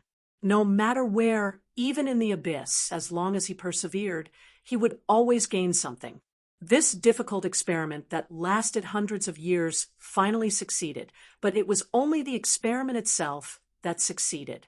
Tardheim had suffered the biggest failure since his birth. No one knew the exact reason for the failure, but the most widespread theory was that Tardheim was careless and chose the wrong experimental material. An evil spellcaster with the memories of his previous life fell into the abyss and became an abyssal worm. After successfully combining with the remains of the Obilus demon lord, he became a brand new demon. It was undeniable that the design of this experiment was ingenious, and the results were very satisfactory. This experimental creation that Tardheim had high hopes for was powerful enough and had a certain amount of wisdom. However, perhaps it was a little too powerful. This brand new demon had enough strength to rival its creator as soon as it appeared. All the means that Tardheim had carefully prepared to enslave the experimental creation failed. The gigantic worm defeated and devoured its creator, and built its own lair above the castle that once belonged to the demon lord. The demonic creation became the new demon lord of the 479th abyssal level at an unimaginable speed. The title of Worm Tyrant was quickly learned by other demons in the abyss. As the material to synthesize this beast, the predecessor of the abyssal worm, the evil spellcaster might have just been a lousy mage when he was alive. But after experiencing Tardheim's experiment, he, if he could still be called himself, had a powerful strength that he could never hope to achieve when he was alive when the experiment was successful. The worm tyrant had tough muscles similar to the Obilus demon, and these muscles formed its huge body that stretched like a mountain ridge. This body not only contained powerful physical strength that would shock any demon, but also stored amazing magic power in every part of the body, allowing this behemoth to rely on its own instincts to cast spells like a sorcerer. The concept of spell slots that restricted the continuous destructive power of a spellcaster was meaningless to such an existence. There was no need for any preparation. As long as the worm tyrant was willing, the frenzied flood of spells could easily tear apart any creature that dared to face it. This new demon lord quickly adapted to its new life as a demon, and gradually adapted to the laws of the abyss according to the path of a demon's development. Perhaps it was the legacy of its birth experiment, but this beast with some intelligence easily completed what its creator had spent hundreds of years to complete, creating a new demon race. Of course, this creation was not like the ambitious Tardheim who wanted to create a new species out of thin air. The worm tyrant's creation was simple and crude, but more efficient. It used its own flesh and blood to easily reproduce acid mist worms that covered the entire floor. The size of these first worms was far from comparable to their creator, and they could only grow to a few feet long. But these little things had amazing vitality. The acid mist worms relied on the acid mist that covered the entire floor to survive by breathing in the sulfur-rich acid gas, and then excreting the gas that was suitable for other creatures to breathe after digestion. The shocking number of worms even changed the environment of the entire floor. Even though the underground volcanoes were constantly spewing out new acidic gas, the acidic mist still shrouded the entire plain. However, the concentrated acid flowing in the rivers had been greatly diluted, and some resilient plants had begun to cover the barren land. These changes made this floor begin to become livable. Many various Tana, Ree, and other creatures migrated from other floors of the abyss to the transformed 479th floor of the abyss, the original Acid Mist Canyon. Originally, it was impossible for the weak Tana, Ree demons to enjoy the fat abyssal worms endlessly like the higher demons, but the Tana, Ree who migrated to this floor found a substitute food that tasted very similar to the abyssal worms, the acid mist worms. This discovery made them ecstatic, so more demons began to try to sneak into this place that was like a paradise to them. However, the roles of the prey and the hunter would sometimes change. The tyrant worm used its own flesh and blood to create a new demon race that covered the entire floor. It was not intended to be a free meal for other Tana, Ree. As more and more Tana, Ree species appeared on this floor, demons gradually began to become food for the worms, and the two levels of the food chain were quickly reversed. It was then that the stowaways realized that the Acid Mist Canyon was not a free meal, but a huge trap. As the fresh Tana, Ree demons were preyed on and devoured by the acid mist worms, these new Tana, Ree demons with certain demon worm characteristics began to self-evolve. In the end, two evolved forms were stably inherited, the sky-burning walker and the cataclysmic worm. The sky-burning walker was a kind of huge acid mist worm. The largest size could grow to be comparable to an adult megalosaurus. It had a structure similar to an air sac in its body that could breathe in air and adjust the density of its body to achieve flight. It could also spray compressed gas around through the large and small pores on its body to change direction and move at high speed. The gas that the sky-burning walker sprayed out was extremely hot and flammable. It would form a layer of flame shield around its body that was always burning. Usually, they looked like they were floating in the air, like a boat on fire floating on the sea. Once they found their prey, they would pounce on it like a rocket. The target that they targeted would not only have to face a fierce collision comparable to a siege hammer, but also suffer the double torture of strong acid and flames. The evolutionary path of the cataclysmic worm was the opposite of the sky-burning walker. It abandoned the evolutionary path of individual strength. By giving up the individual, the worms formed a strange aggregated creature. Its body was made up of thousands of worms, and it did not have a fixed form.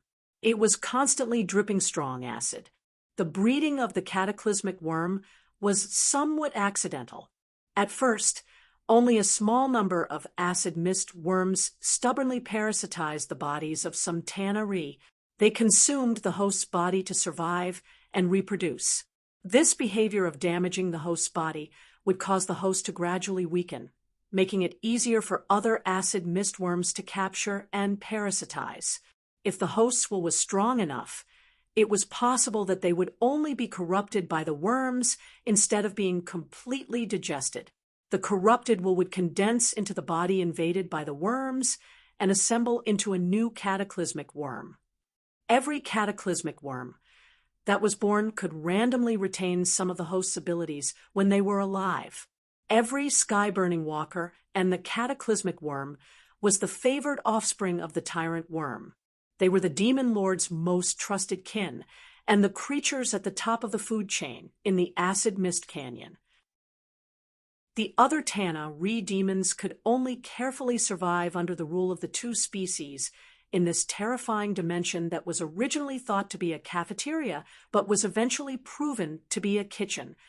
In fact, Unless the Tana Re who came to this dimension willingly or involuntarily became parasitized by the worms, they would immediately be devoured by the swarm of worms. The ancient will of the abyss, which had the greatest tolerance for chaos and evil, accepted these two new higher demons. In a sense, they had indeed strengthened the power of the abyss, and the tyrant worm, who had created these two powerful demons, was naturally rewarded by the abyss. Although the will of the abyss did not give it more power, it gave it another ability that it lacked, the ability to think. Ordinary demons did not need to think. The only thing they needed to worry about was how to survive in the abyss. But it was different for demon lords. These powerful demons not only had to face the covetous eyes of the lower demons under their rule, but also various malicious schemes from other demon lords in the abyss. Being able to think, being able to find loopholes, and being able to formulate more evil schemes was a compulsory course for a qualified demon lord. Before it had the wisdom to think, the tyrant worm was like a beast that had just awakened its intelligence. It fought with its instincts, created its kin with its instincts, and controlled powerful magic with its instincts. Its power was undeniable, but this power was too singular and too narrow to deal with more and more complex challenges. But everything was different after it gained the ability to think. First of all, it was not satisfied that it could only cast spells like a sorcerer. The primitive and rough magic power could not exert its full strength. After careful consideration, it came up with a solution to this problem. The tyrant worm had recruited many creatures with exquisite spellcasting skills to its kingdom through deceit, bluffing, and other means. It humbly asked these teachers for knowledge that could improve its spellcasting ability using the mind language. In order to obtain precious knowledge, the tyrant worm became extremely generous. It almost agreed to these powerful spellcasters' requests. It regarded them as an investment. Investment required a return, and the demon lord's investment was an excess return. After the tyrant worm had obtained enough knowledge, and even went further than all of its teachers on the path of magic, this greedy worm did not hesitate to take back its previous investment. Just like how it treated Tardheim, who created it, it ruthlessly devoured the spellcasters that it had previously treated as its guests. Among them were human archmages, fairy kings, and some other demons.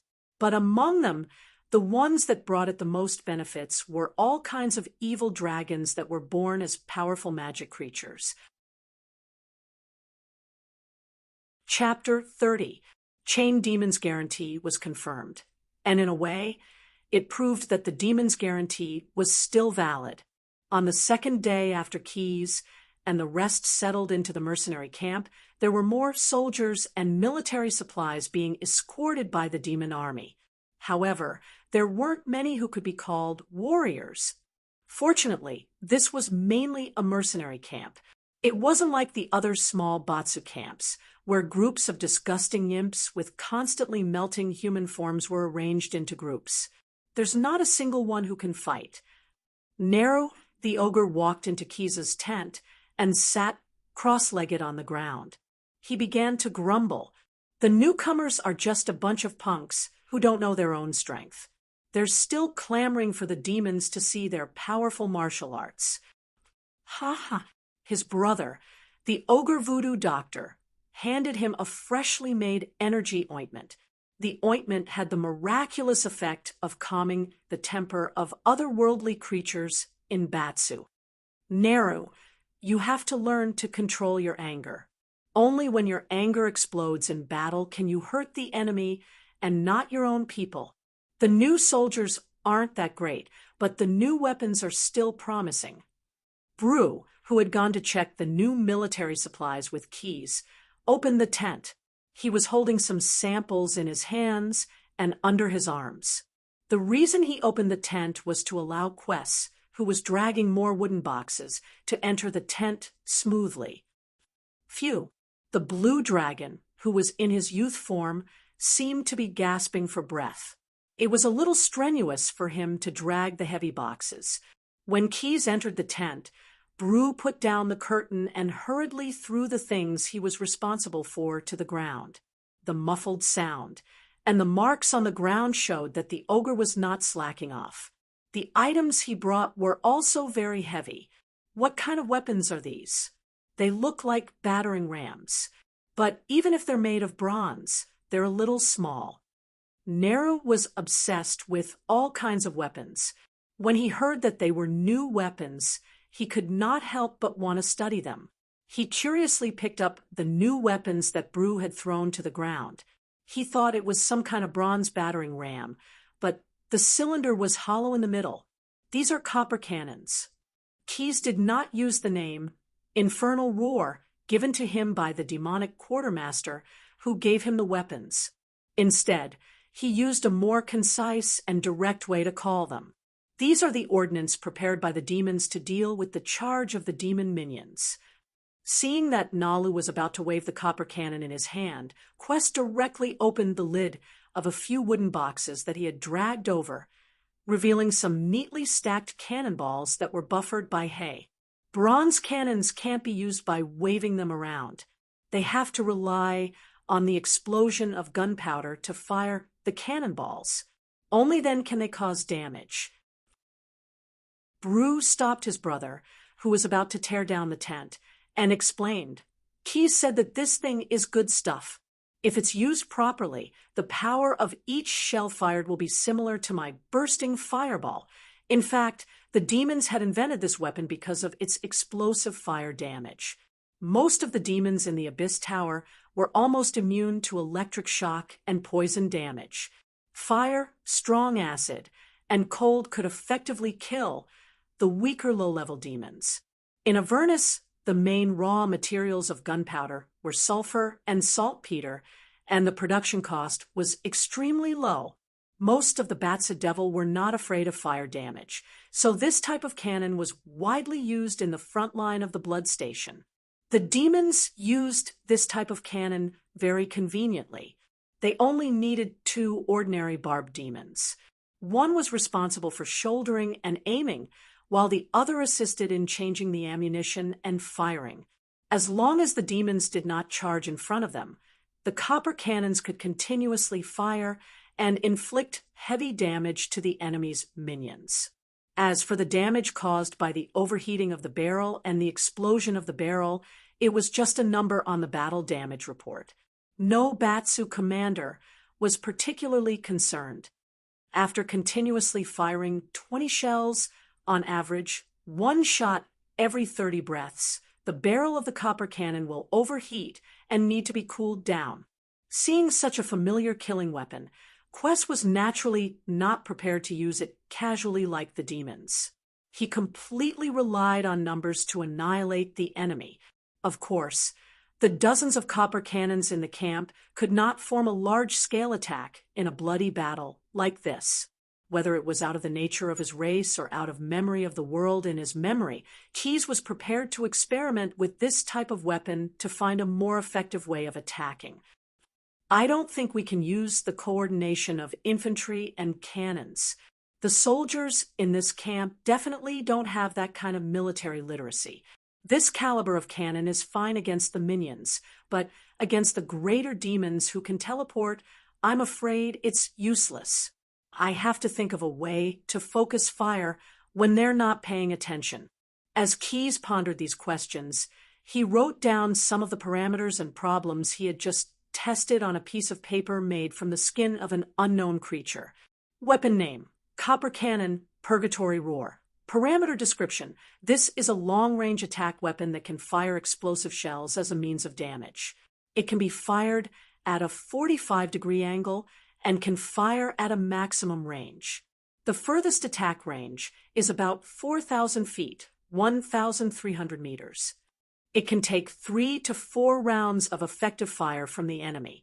It requires the cooperation of infantry to resist the impact in order to achieve continuous firepower. Each cannon can fire 10 times in a row and needs to cool down. Damage description: the shell can cause both kinetic and fire damage to the enemy. under Neru's strong request. Keyes wrote down some of the weapon's parameters in the way he was used to. After seeing this new weapon, the ogre blacksmith seemed to have the idea of writing a guide to ogre weapons like his brother. Unfortunately, he did not know how to write, so he could only ask Keyes to help him record the results of the experiment. He was responsible for moving the copper cannon and ammunition from Keyes' tent to the outside of the camp in exchange for the experiment. Boss, those idiots, and that kid just used the weapons the demons gave us. Those demons were reluctant to give us these things. They're not weak. Before he could finish, the gang leader waved his hand and interrupted the bandits' report, and his jaw. As the gangster leader of the Broom Eyebrows bandit group, Dalton hated it when people spat on him when talking to him. Perhaps the subordinate was too excited and forgot about this, so he was slapped in the face. When the other members saw the tragic fate of their companions, they secretly reminded themselves not to make the same mistake. Seeing that his subordinates were afraid of him because of his tyranny, Broom Eyebrows Dalton was very satisfied. Seems like it's better to be a little more ruthless. Since these bastards came here, they seem to have forgotten their F***king etiquette. Dalton habitually raised his broom eyebrows. Dalton had always been good at these little tricks to control villains.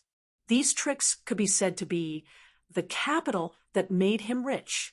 Ever since he obtained the capital that allowed him to prosper from the demon-like merchant who was perhaps a demon in disguise, Dalton's path in the underworld of Soft Maple City had never been smoother. Bandit gangs came to him, one after another, and even the nobles in the city had to show him respect. This good life lasted until the merchant who gave Dalton the capital came to ask for a return. Originally, he wanted to do what he did countless times, use boundless promises in exchange for other people's precious wealth. When the victims came to their senses and came to ask for payment, he would tear up the agreement and beat them up or throw them directly into the sewers to feed the rats. However, Dalton miscalculated. He only showed a slight sign of wanting to break the agreement in front of the demon merchant, and his skin was torn apart by the flames. After using up some magic amulets that he had accumulated over the years to buy, he was lucky enough to survive. He wanted to report this heresy to the divine priest who preached in the city. Once again, he miscalculated. Before he could finish exaggerating the horror and evilness of the demons, the priest roared, "The villains who make deals with the demons need to be completely purified."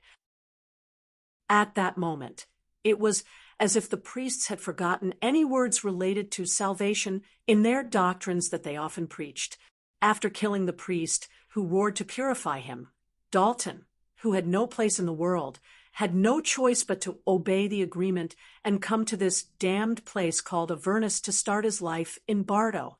However, due to the punishment for breaking the agreement, as soon as he walked out of the portal of Avernus, he was thrown to the mercenary recruitment office by the demon merchant. Then, he was immediately arranged to participate in the latest bloody battle. To be honest, when he first came to Bardo a few days ago, seeing all kinds of demons on the streets and avoiding the deadly fireballs that fell from the sky, Dalton and his subordinates were almost scared to death. One had to know that before they came to this damned place, in Soft Maple City, even a child knew that the most unyielding person in the city was not the city lord who only knew how to give orders, but Dalton, the boss of all the gang bosses. But in fact, if he knew what bloody battle really meant, he would not have been scared to death. "Little bastards, come with me. Let's meet the guys who got the new weapons." It was not that Dalton did not listen to the report of the unlucky man just now. In fact, it was he who ordered people to investigate Keyes and his party. This was also one of the many tricks that Dalton had mastered, learned to weigh the weight of others before making a plan. He tidied up his open-necked shirt, which was wrapped around his body due to his sweat, and put on the iconic bowler hat of the Broom Eyebrows. Dalton stood up from the stone stool and stomped his feet as if he wanted to shake off the hell soil that had soaked his shoes. His rosaceous nose opened and closed slightly, and he muttered in a cunning and cruel voice, "This damned place makes my nose uncomfortable. Everywhere is uncomfortable." Keys and the ogres, who had just finished testing the so-called Hellscream outside the mercenary camp, happened to meet the broom eyebrows who wanted to weigh their weight. Chapter 31. What are these little guys talking about? Blue, the ogre who stood beside Keys, asked the ogre who was blocking their way. He had yet to master the spell language proficiency. Indeed, after coming to Bator, Keys had force-fed him some infernal language, but the little guys in front of him obviously did not speak the common language of the underworld. Stop, ogre idiots, and that country boy who came out of nowhere. The one who shouted was the big voice of the Broombrows gang. His name was Gary, but Boss Dalton needed someone with such a strong voice to convey what he wanted to say. "I heard that the demons gave you something new. Show it to the Broombrows gang." The big voice rubbed his hands as if he was about to beat someone up. "Damn it, can't you understand human language? Hey, I'm talking to you, country bumpkin." The loud voice that he was most proud of did not seem to attract the attention of the ogres. The big voice seemed to be a little angry. He raised his right hand and pointed at Keys, who was standing behind the ogres. It seemed like he was being treated as a pushover. Although the blue dragon's body had developed quickly enough, he could still change his body shape according to his age using magic. Although he was taller and stronger than the average human teenager, he looked just like a teenager to others. Quest looked at the mercenaries who were pointing at him and yelling at him in a language he couldn't understand. He didn't even need to waste his mana to cast language proficiency on himself. Just by looking at their appearance and cowardice, he could tell that these people were some low-level villains from other planes. "Ignore them. Let's go," Keys added in his heart. They were just cannon fodder. Anyway, he signaled the ogres to return to the camp. The acting commander of the chain ogre had just sent a barbed ogre guard to inform them that a group of decent mercenaries had been sent to the camp. He wanted to ask Keys to give him some advice on how to deploy the troops. This kid really came from a remote village.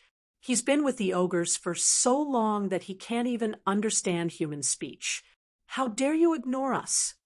The bandits had always thought that Keys was the human youth that the three ogres had captured to act as their interpreter or food storage. Not long ago, they had even seen him following behind an ogre, dragging a heavy box containing new weapons across half of the camp. There was never a shortage of reckless thugs in any gang of thugs. These reckless thugs always exploded completely at the beginning of their anger. They had no habit of accumulating anger, and they always lacked a grasp of the actual situation they were in.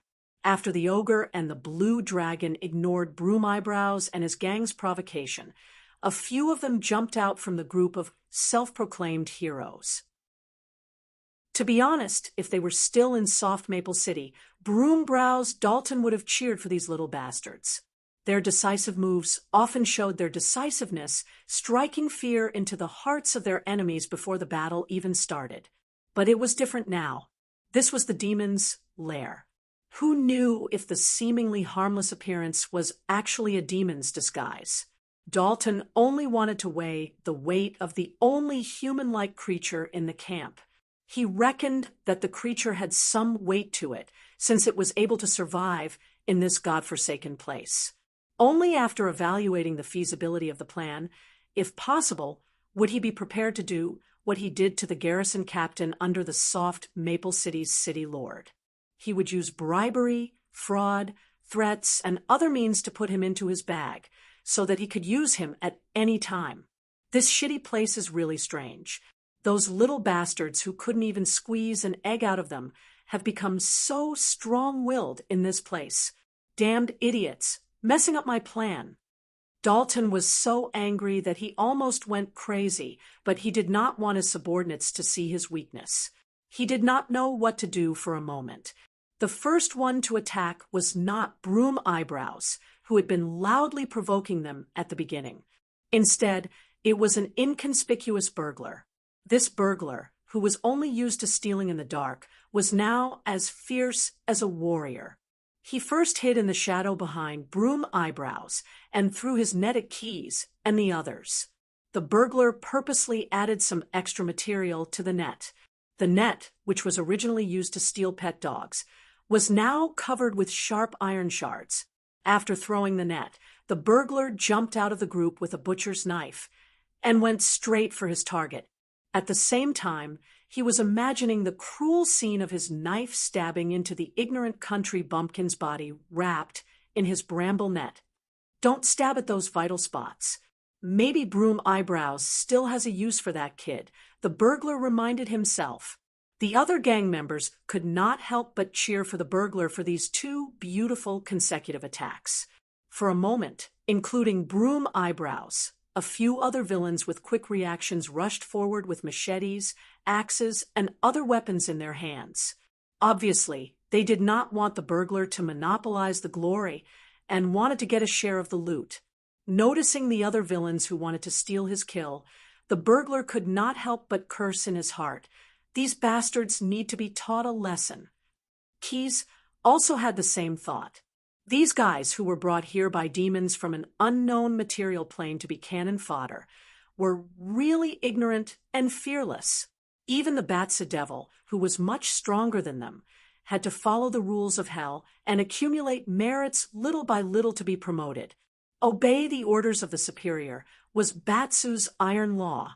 No demon in the camp dared to directly attack his superior. If they wanted to die, it would be better to fight a bailer alone than to do this stupid thing. A few barbed eyebrows, who were originally standing in the distance and watching these country bumpkins argue with each other, saw that the mercenaries dared to draw their knives. They roared angrily and rushed over like clockwork.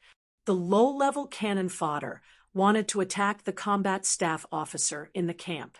In their eyes, Keys, the combat staff officer, was also a country bumpkin from the material plane. This was simply an unforgivable act of rebellion. If their ambush had succeeded, these devil guards would have been sent to the military court for their negligence. Keys reacted faster than the barbed eyebrows. The blue dragon, who had excellent dynamic vision, dodged the net when it flew over. Without using any magic ability, Keys took out the wailing double-barreled shotgun and jumped in front of the burglar, who was still launching a jump attack. With an imperceptible smile on his face, Keys muttered in a low voice, "If I shoot at close range, I won't be able to miss the target." With a bang, the fire and metal shrapnel almost hit the burglar's head at the same time. There was no scream because the victim's head disappeared in an instant, leaving only the twitching body that fell back under the kinetic force. The white and blood-red shrapnel burst out of the burglar's head and splashed on the other villains who wanted to snatch the head. The eyeball-sized shrapnel was stuck in Loud Voice's mouth. After he struggled to vomit for a while and coughed out the disgusting thing, he found that the shrapnel was actually the burglar's eyeball. But it was a blessing in disguise. When he vomited, he rushed much slower and fell behind one of his companions, so he dodged the second shot from the wailing. But the one who rushed in front of him was not so lucky. The shrapnel tore through the light, rattan armor the thug wore like a piece of paper, and then drilled out from his back. A large hole that almost split him in half appeared on the body of the attacker. Clean and efficient. Keys was satisfied with his shooting this time. Imitating the cowboy's action of putting away the gun, he gently blew at the muzzle that was emitting gunpowder smoke before putting away the wailing. At this time, the barbed demon guards had already rushed over and chopped the remaining villains who dared to attack into pieces with their big knives as if they were vegetables. In front of the 6-feet-tall Hell's minions, these brave men of Soft Maple City were as weak as children. "You bunch of filthy bastards. You actually dare to attack the battle staff officer of the camp. You are simply lawless." A captain of the barbed demon guards spat out sparks of spittle while cursing this group of villains in infernal language. Even more barbed demons rushed over from afar and surrounded this group of people, but they did not rashly launch an attack. Chapter 32. Broom Eyebrows. What should we do? A lackey asked his boss as he gripped his weapon, surrounded by more than a dozen barbed fiend guards. He appeared to be very nervous, his voice even trembling. Ignoring his subordinate's question, Dalton himself was also very terrified. Fight? Definitely not. Even if he used all his trump cards and encouraged his lackeys to fight for him, for a while, he probably would not be able to escape from the base of these demons. Beg for mercy? The problem was that there was no language barrier, and there was no way to communicate at all. Hell, wasn't the demon merchant who forced him to come to this godforsaken place very eloquent? Why was there no one here who could speak? The demon leading the charge only knew how to roar. A dozen barbed fiend guards had suppressed more than 100 members of the gang, but they did not attack. Instead, they kept cursing with filthy, infernal words. Keyes knew very well that these guards had no intention of executing all the gang members now, as long as he, the combat staff officer of the camp in name, did not give the order. The reason why the barbed fiend guards did not hesitate to kill the gang that attacked them was because their rebellious behavior had violated the laws of hell, and they had to be severely punished. As for the remaining villains who did not have the time to act, they were the valuable assets of the camp. They would still be useful after the war broke out, even for low-tier Batsu. The barbed fiend guards were not stupid. If these mercenaries were all dead when the bloody battle broke out, the order of their appearance by their superiors would probably be pushed forward. That chain man is here. The one who spoke was the ogre Neru. He was very interested in the chain of armor and weapons that grew from the body of the camp's acting commander, and had even given the chained fiend an interesting nickname, Chained Man. Oh my, what's going on? The acting commander of the chained fiend guards in the camp ran over, dragging a chain behind him as he shouted, "Who's so bold to rebel in my camp?"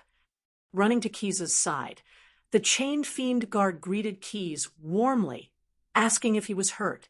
After getting a negative answer, he put on a "thank goodness you're not" expression. Of course, it was fake concern. After all, this was the hell of Bator, one of the places in the multiverse where power and authority were most closely matched. As the acting commander of the camp, he was confident that he could suppress all the other Batsu in the camp with his own strength. Since the one who came out of nowhere had the right to give him a score in the post-battle report, how could he be defeated by such a weak little bug? You bunch of brainless retards. Our combat staff officer, Mr. Keyes, was almost assassinated because of your carelessness. As long as he could win the favor of this combat staff officer, the chances of him removing the word acting and being promoted to an official commander would be higher. As long as there was a chance to climb to a higher position, the devils would not easily give it up. In order to perform better, not only did the chained demon angrily curse the incompetence of the guards under him, but he also whipped them with the chains wrapped around his body. In Bator, the subordinate demons were nothing more than numbers on the battle damage report that was being written or would be written in the future. This was not out of strictness or discipline, but a law of rearing beasts in the huge demonic Colosseum of Bator. If the subordinate demons were not ruthlessly oppressed, their nature of coveting the throne and daring to plot any evil schemes would bring disaster. The first victim would be their own demon commander in the chain that they were loyal to. Therefore, when the chain demon punished these barbed demon guards, it had no intention of holding back its strength. It had gone through countless similar harsh punishments to get to the position of acting commander, not to mention that it had a chance to show off its management ability in front of Keyes. In order to increase the punishment, spikes grew on the chains, and every whip would take away a small piece of flesh from the victim. But none of the barbed demons dared to resist or dodge the painful punishment. Anyway, the demons had a certain regenerative ability. Although the beating was painful, it would not cause death. Of course, This was only for the lower world creatures with good physique. If ordinary people were whipped by the vicious spiked chains, they would have been smashed into a pile of minced meat. Hey, why are those demons fighting among themselves? Shut up, I'm not deaf. It's the ears. The minions of the Broom Eyebrows gang were secretly shocked when they saw the chain demon beating up the barbed demon guards. They wondered if they would lose an arm or a leg if they were to be whipped like that. Keys had no interest in watching the chain demon's performance. The battle was imminent. Perhaps in the next minute, multiple demons of Tana would appear in front of them through the overlapped plains. The young blue dragon was a practical child who could not wait to spend every minute and every second on preparing for the battle and improving its strength. It was all for the sake of what it had promised the three ogre brothers, to survive this bloody battle without any danger. Keys raised his hand and grabbed the wrist of the chain demon, who was waving the chain vigorously. The chain demon was obviously surprised by the strength of a human teenager like Keys. But then, the chain demon quickly hid its expression. It did not want to show such emotions in front of its subordinates. It would only make them doubt its ability and stir up more conspiracies against it. We're pressed for time. Perhaps we can let these people lead the assault team as punishment, Keys said concisely as he stared at the chain demon. The chain demon's acting commander put on a ferocious expression as if it was trying to curry favor with How Run. Of course, I have to admire your quick decision. I mean, it's a good idea to let these lowlifes do the rough work. That's right. After pleasing the person who was crucial to his promotion, the chained demon immediately turned his ugly face to the few guards he had just whipped. You lowly bastards! Did you hear the chief of staff plead for you? Take these scum from the material plane away, and keep an eye on them. When the camp is attacked for the first time, you'll lead the charge. If you're lucky, you might survive. He, you lowlifes. That was the first sentence Dalton and the others heard from the guards in the camp. After the chain demon gave the order, it then invited Keys to meet the new big shot. Only the barbed demon guards, who were casually sent to their deaths by the sinister consigliera and the harsh acting commander, were left to clean up the mess. These low-level demons, who were as ferocious as their superiors, finally made an exception and used spells that they were not very familiar with. And when they used the language proficiency spell, the casting material was the tongues of the villains from the Broom Brows gang. Perhaps it was because they rarely used this spell, or purely for the purpose of venting their anger. The barb demon even cut off the tongues of dozens of people before it could successfully speak words that the other villains could understand. Anyway, the loss of tongues did not affect the use of cannon fodder. Chapter 33. Chain Demon used Purgatory, which had a strong accent and strict vocabulary, to introduce another group of people who came to the low-intensity battlefield to gain experience and slack off. A goblin in a strange outfit, a Sawajin whose gender was unknown, and a team of semi-constructed guards, led by a golem leader, were the members of this gold-plated group. Staff Officer Keys, allow me to introduce you. This is Mr. Ragnar Spanner. He is a recently naturalized noble duke of the foreign goblin kingdom who admires the great Bator civilization. Based on the large number of slave resources provided by this friendly kingdom for the construction of the first level of Bator, Avernus, and the recommendation of the Bator Diplomatic and Strategic Research Center, this gentleman will be a war observer and experience the test of a bloody battle up close.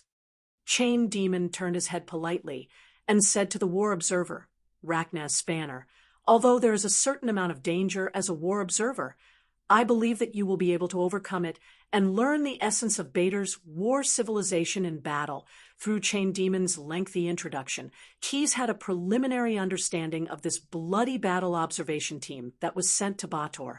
What was unusual was that this team was led by a great noble from the Goblin Technological Empire, which was adjacent to the machinery realm. the entire team of well-equipped semi-constructed guards, and the mechanical warrior. Leading them were the personal guards and guards of the goblin noble.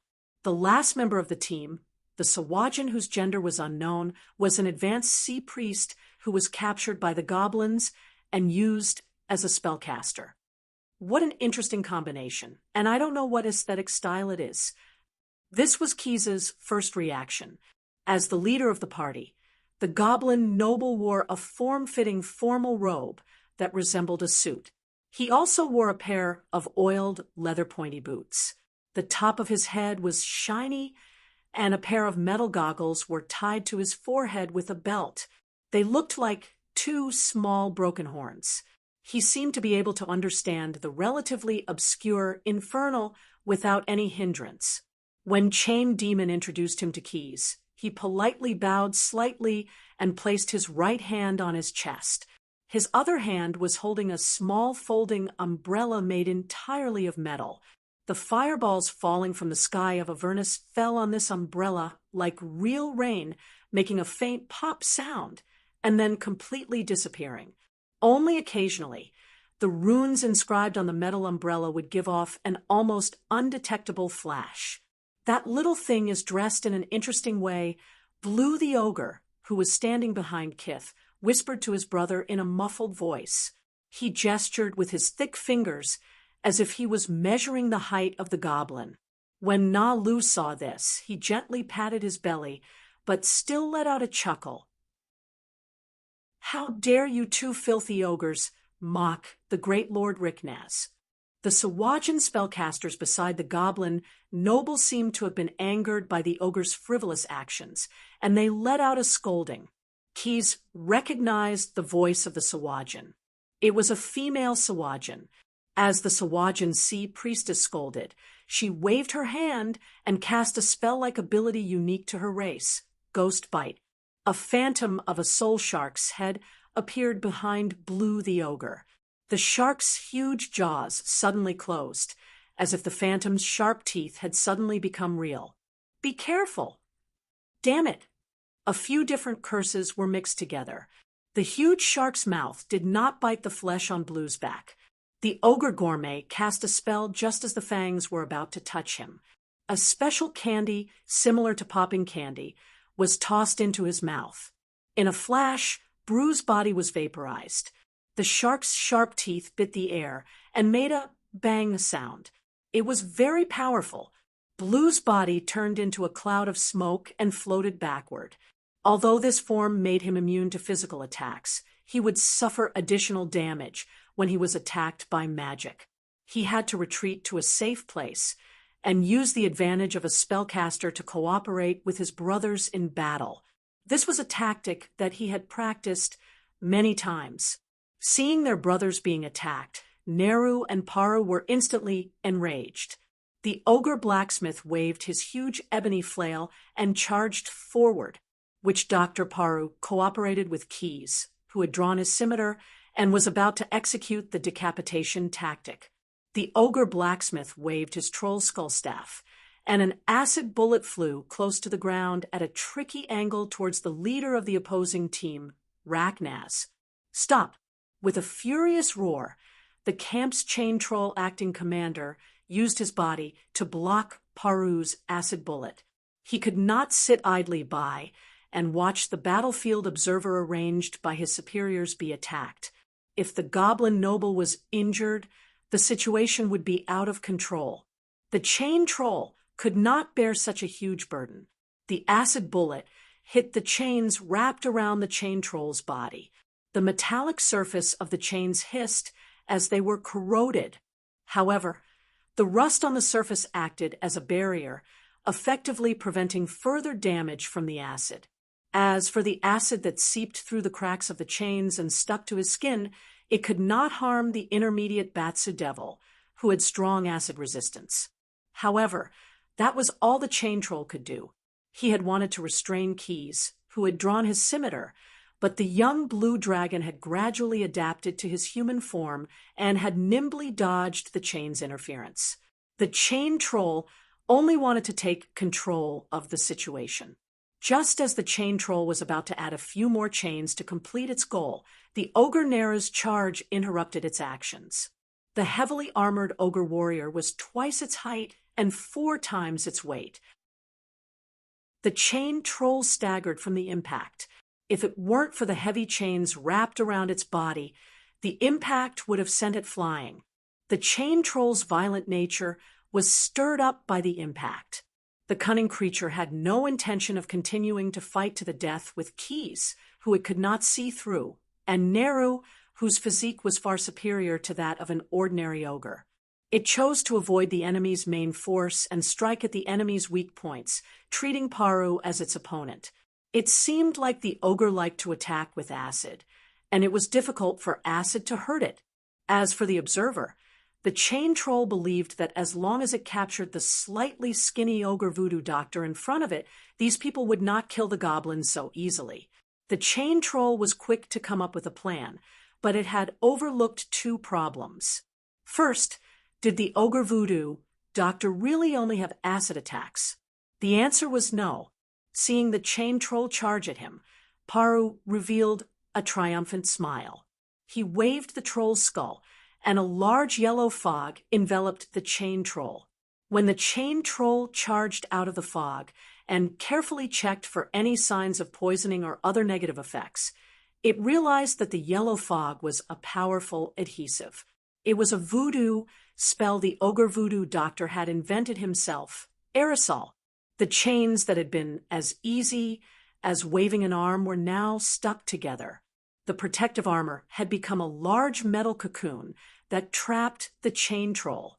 Additionally, the chain troll did not expect the combined attacks of the ogre warrior and Keys to be nullified. Even the ogre, who was as heavy as an elephant, was cleverly neutralized by the leader of the goblins' guards, the golem warrior. Neru's flail and Keys' scimitar only made a few meaningless metallic clangs when they struck the golem. It was completely ineffective. The golem warrior was like a monk. Not only did it have an indestructible body, but it also cleverly nullified the attacks of the 2 warriors as it moved. The golem, which was no different from a normal human, seemed to have been equipped with a functional module that only heavy armored golems would have: attack while defense. It only needed to occasionally throw a few jabs or slashes in between its simple defense to tire the 2 attackers out. Keys estimated that even if he transformed into a dragon or used magic, he might not be able to quickly finish off the powerful opponent in front of him. All of you, please stop. Mr. 21, please do not cause unnecessary friendly harm. The goblin noble looked at his golem friend with satisfaction. He had found and repaired this golem at the border between the Empire and the Machine Realm. Back then, even though Spanner, as the number 1 ruling family of the Goblin Empire, had an almost unlimited supply of materials, and Ricknaz himself was one of the top scholars in the Empire in terms of science and technology. He was known as the spanner that moves gears. Even so, he had encountered great difficulties when repairing this severely damaged but extremely precise golem warrior. Fortunately, the golem awakened after completing part of the repair work. Through communication, it guided Ricknaz to complete the final repair work. During that time, the 2 of them formed a relationship that was like a teacher and also a friend. Golem number 21, who had long forgotten its original orders because of the severe damage, voluntarily accompanied Ricknaz. Usually, it acted as the captain of the guards, and when it came to scientific research, it was the goblin's research partner. Golem number 21 had an intelligent calculation ability that other constructs could not compare to. Through learning, it had mastered more than one combat skill of a combat profession. It even mastered some unique spell-like abilities. Gentlemen, please allow me to apologize first. Just now, my team member took the initiative to launch a rude attack with ill intentions. Ricknaz bowed a little more than before. Then, he glanced at number 21.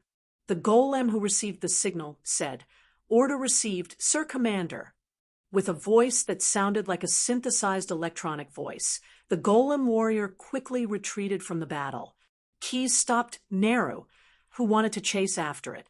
This golem's superb martial arts and the strange spell-like abilities that it would use from time to time showed that it was definitely a tough nut to crack. The warrior who retreated from the battle walked straight to the sea priest. The golem was only half the height of the Sahuagin, but when he punched the shark-like monster's slightly light-colored abdomen, its waist bent almost 90 degrees. The female Sahuagin, who could not withstand such a blow, let out a painful howl, with a mouth full of sharp teeth. Blue blood flowed out of the corner of its mouth. The golem warrior's chest mechanically twisted, revealing a hole. Inside, there was a dark blue heart that was still beating with a few soft tubes inserted into it. The golem gently used its finger to touch the heart hidden in its body, and a weak electric current was released from its fingertip onto it. At this time, the Sahuagin priest, who had fallen to the ground, was as if struck by lightning. Its whole body twitched, and its skin secreted a sticky liquid that looked like sweat. The goblin Riknaz walked to the priest lying on the ground and looked down at the Sahuagin in a condescending manner. "Madam, please stop your little tricks. The dagger in your hand and the plan to provoke a conflict just now will bring unnecessary trouble to me and my friends. As a captive, you have to fulfill your obligation to serve me for 50 years. This is the equivalent exchange of keeping your right to breathe. I hope this is the last time. If you have similar plans, I advise you to put them away." That's because Mr. 21 will turn this last warning into an absolute fact the moment you have this kind of thought. The goblin spoke in fluent Inferno language, and Keyes and Chained could easily understand. He obviously wanted to explain the reason for this conflict through narration rather than justification. After that, he once again exchanged greetings with Keyes and the rest, and generously gave them some very unique goblin creations as compensation. That's the best. The misunderstanding has been cleared. Chained, who had waited for the gel to dry and forcibly broke free from the chain cocoon, waved his hand to dismiss some of the barbed demon guards who had gathered around. A bloody battle is imminent. Every bit of strength is precious. If there is such a situation again, then a meal of sashimi as a reward is also a good choice. After saying this joke that he thought was funny, the chain demon gestured as if to emphasize his determination. Chapter 34. The two consecutive conflicts made Keyes more aware of the characteristics of this place. The Hell of Bator is indeed a place where compassion withers and resentment flourishes. The blue dragon teenager breathed in the sulphurous air of Avernus, the first layer of Bator. He seemed to feel the anxiety brought by the environment. I must learn to control my emotions and become the master of my emotions, not its servant.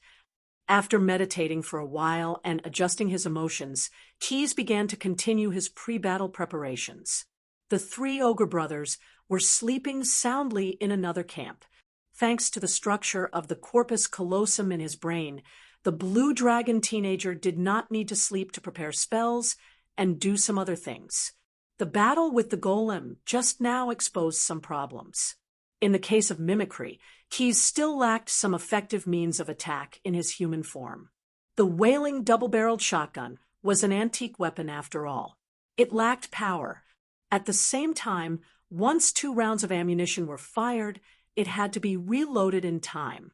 During the battle with the golem, because he did not have time to reload, he could not use it. This made Keyes realize that this weapon had a huge shortcoming in terms of continuous firepower.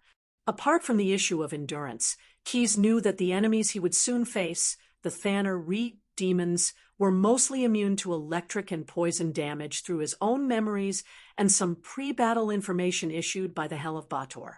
As a result, the lightning attack that he could use freely was almost useless. Unless he increased the electric current output and voltage, he could penetrate the demon's resistant skin and cause damage. But this would quickly deplete his stored energy. If he only used the curved sword as a means of attack, even if he relied on the bonus of his constitution, he could only reach the level of some high-level demons. It was absolutely impossible to crush them, and no matter how high-level the demons were, unless they were at the level of a demon lord or above, they were all expendable in the cruel, bloody battlefield. They were only slightly better than cannon fodder. As for martial arts, although he had been practicing diligently recently, and at the same time he was better at summarizing patterns and correcting them, Keyes was still not confident that he could reach the level of a real master with the same strength and speed. In today's battle with the golem was clearly unarmed and did not use too much strength. Yet it was still able to easily suppress the combined attacks of him and an ogre warrior. This was enough to prove something. Perhaps we can refer to the design of a Gauss rifle. Keyes rubbed the double-barreled shotgun and suddenly had some inspiration. The blue dragon has the talent to control electromagnetic power. This ability used to be a simple spitting attack, using the power of lightning itself to kill. If I can find a way to control the electromagnetic beam, I can use electromagnetic acceleration to launch a metal bullet and convert it into a kinetic attack. Only a few demonic entities or slime monsters are immune to physical attacks. Keyes looked at the various metal warheads in front of him and nodded with satisfaction. After a whole night of practice, he figured out how to restrain his electromagnetic ability. After trying to launch an iron nail that he randomly picked up, he knew that his idea was successful. Through electromagnetic acceleration, the iron nail pierced through the uniform armor of hell that was set up nearly 1,000 meters outside the camp. In the process of collision, the iron nail rolled and caused a large hole to appear on the surface of the armor as if it had been twisted and rubbed by a giant, and then pierced through. The requirements of continuous power and high-precision parts that originally limited the range and power of electromagnetic weapons were easily overcome under Keyes's instinctive electromagnetic control. Any metal of any shape could be launched by adjusting the electromagnetic field. However, in order to achieve a good continuous shooting speed, the Blue Dragon asked the craftsmen in the smelting workshop in the camp to create 3 standard warheads. The shuttle-shaped warhead had a high initial speed, suffered the least resistance during flight, and had the longest attack range. Together with Eagle Eye, it could achieve a precise attack on long-range targets. The oval-shaped warhead had the largest mass and had a shorter attack range, but the impact was the strongest. It was known as the super electromagnetic gun and could effectively kill large targets. The grape-like warhead had a grape-like shape. After electromagnetic acceleration, it could form the effect of a short-range shotgun. It could cover an area and kill the surrounding enemy targets. There were 1,000 warheads of each type, and Keyes also asked the fire elemental craftsmen in the camp to make the same batch every day. In order to store the ammunition, Keyes also bought a spatial storage belt from the gnome noble. As a reward, Keyes copied a dozen magic scrolls for Ricknaz and modified a large number of alchemy bombs for the gnome magician. Keyes completed this work with the help of the ogre magician Blue. He was not the only one who was busy preparing for the bloody battle. A pair of huge crab claws stabbed into the rock wall and brought down a piece of gravel.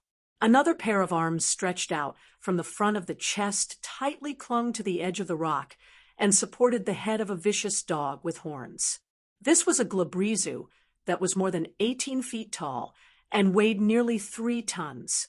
Although the demons in the abyss were different from the devils in Bator, there was no difference between the demons of each race. In fact, experts who were proficient in demonology generally believed that their rank was determined by their strength, and there was no rule to follow. Even the lowest abyssal worms and dretch could grow to become a demon lord. However, the average individual strength of each demon race was definitely different. Similarly, the probability of a Baelor becoming a demon lord was definitely much higher than that of a Dretch. Although the Glabrezu was not the top demon race, it was definitely one of the best in the Abyss. Those traitors, perjurers, and other evil souls who betrayed their country were most likely to become this kind of demon after falling into the Abyss. They were used to using their fierce appearance to cover their treacherous nature. Of course, being used to betrayal and liking to conspiracy did not mean that they were smarter than others.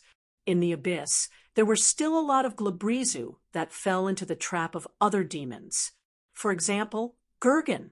This evil demon that had been born for more than 7,000 years had once entered the Acid Fog Canyon, the 473rd level of the Abyss, because it had blindly believed in the fragmented information brought about by some prophecy spells. It carried the sweet dream of eating demon worms every day and entered the 473rd level of the Abyss. He thought it was a cafeteria, but when he arrived, he found that it was actually a kitchen. What was even more terrifying was that Gurgan himself had become an ingredient in the kitchen. It wasn't that he hadn't thought of sneaking into other planes. However, the burning skywalkers hovering in the sky, the planar laws modified by the tyrant worm, had caused many demons more powerful than him to succumb to their fate. The nature of demons was ferocious, but they were not fearless of death. If the demons in the material plane were killed, they would be demoted by the will of the Abyss, and they would climb out of the blood pool at the bottom of the Abyss to become an abyssal worm and continue to evolve. Although this was terrifying, it was not hopeless. However, if they were killed in the Abyss, then there was no hope of immunity. Death was death. Gurgan could not forget the scene of a powerful Baelor dying under the siege of an army of burning skywalkers and constantly twisting scourge swarm. It had no choice but to end its life with a self-immolation explosion. He chose to compromise and obediently accepted the parasitism of the acid worms, becoming a candidate for the scourge swarm. Because of this, he was given a chance to live. However, out of nature, the Glabrezu used deceit, and other means to make the intelligent acid worms in his body fight for dominance of his future body. Objectively speaking, his plan was close to success.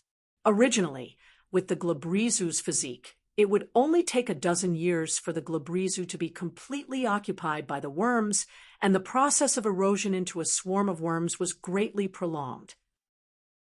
After 100 years, the worms still could not completely control the creature and evolve into a powerful demon unique to the Acid Fog Canyon. However, these acid worms that used the Glabrezu's body as a battlefield and devoured each other for nearly 100 years finally emerged as the final victor, occupying almost the entire pincer of the Glabrezu. The whole crab pincer emitted a dark, rotten color. Upon closer inspection, one could see the sticky tail of the worm wriggling under the dark green skin. This worm, in the form of a symbiotic body, had become a brand new promotion template for the acid mist worm. We finally escaped from that damned place. The bloody battle was imminent, and Avernus was gradually approaching the abyssal plane that they were about to conquer. Before both sides could mobilize their armies to the gray plains that connected the two planes for a head-on confrontation, both sides had placed many frontline spies through the weak points between the planes.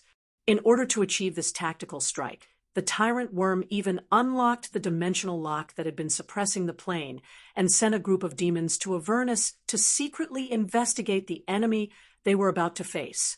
Gurgan had come to Avernus through a newly formed plane passage. Following Gurgan were half a dozen vulture-like Vrox. They flapped their wings and flew out of the pit before the Glabrezu.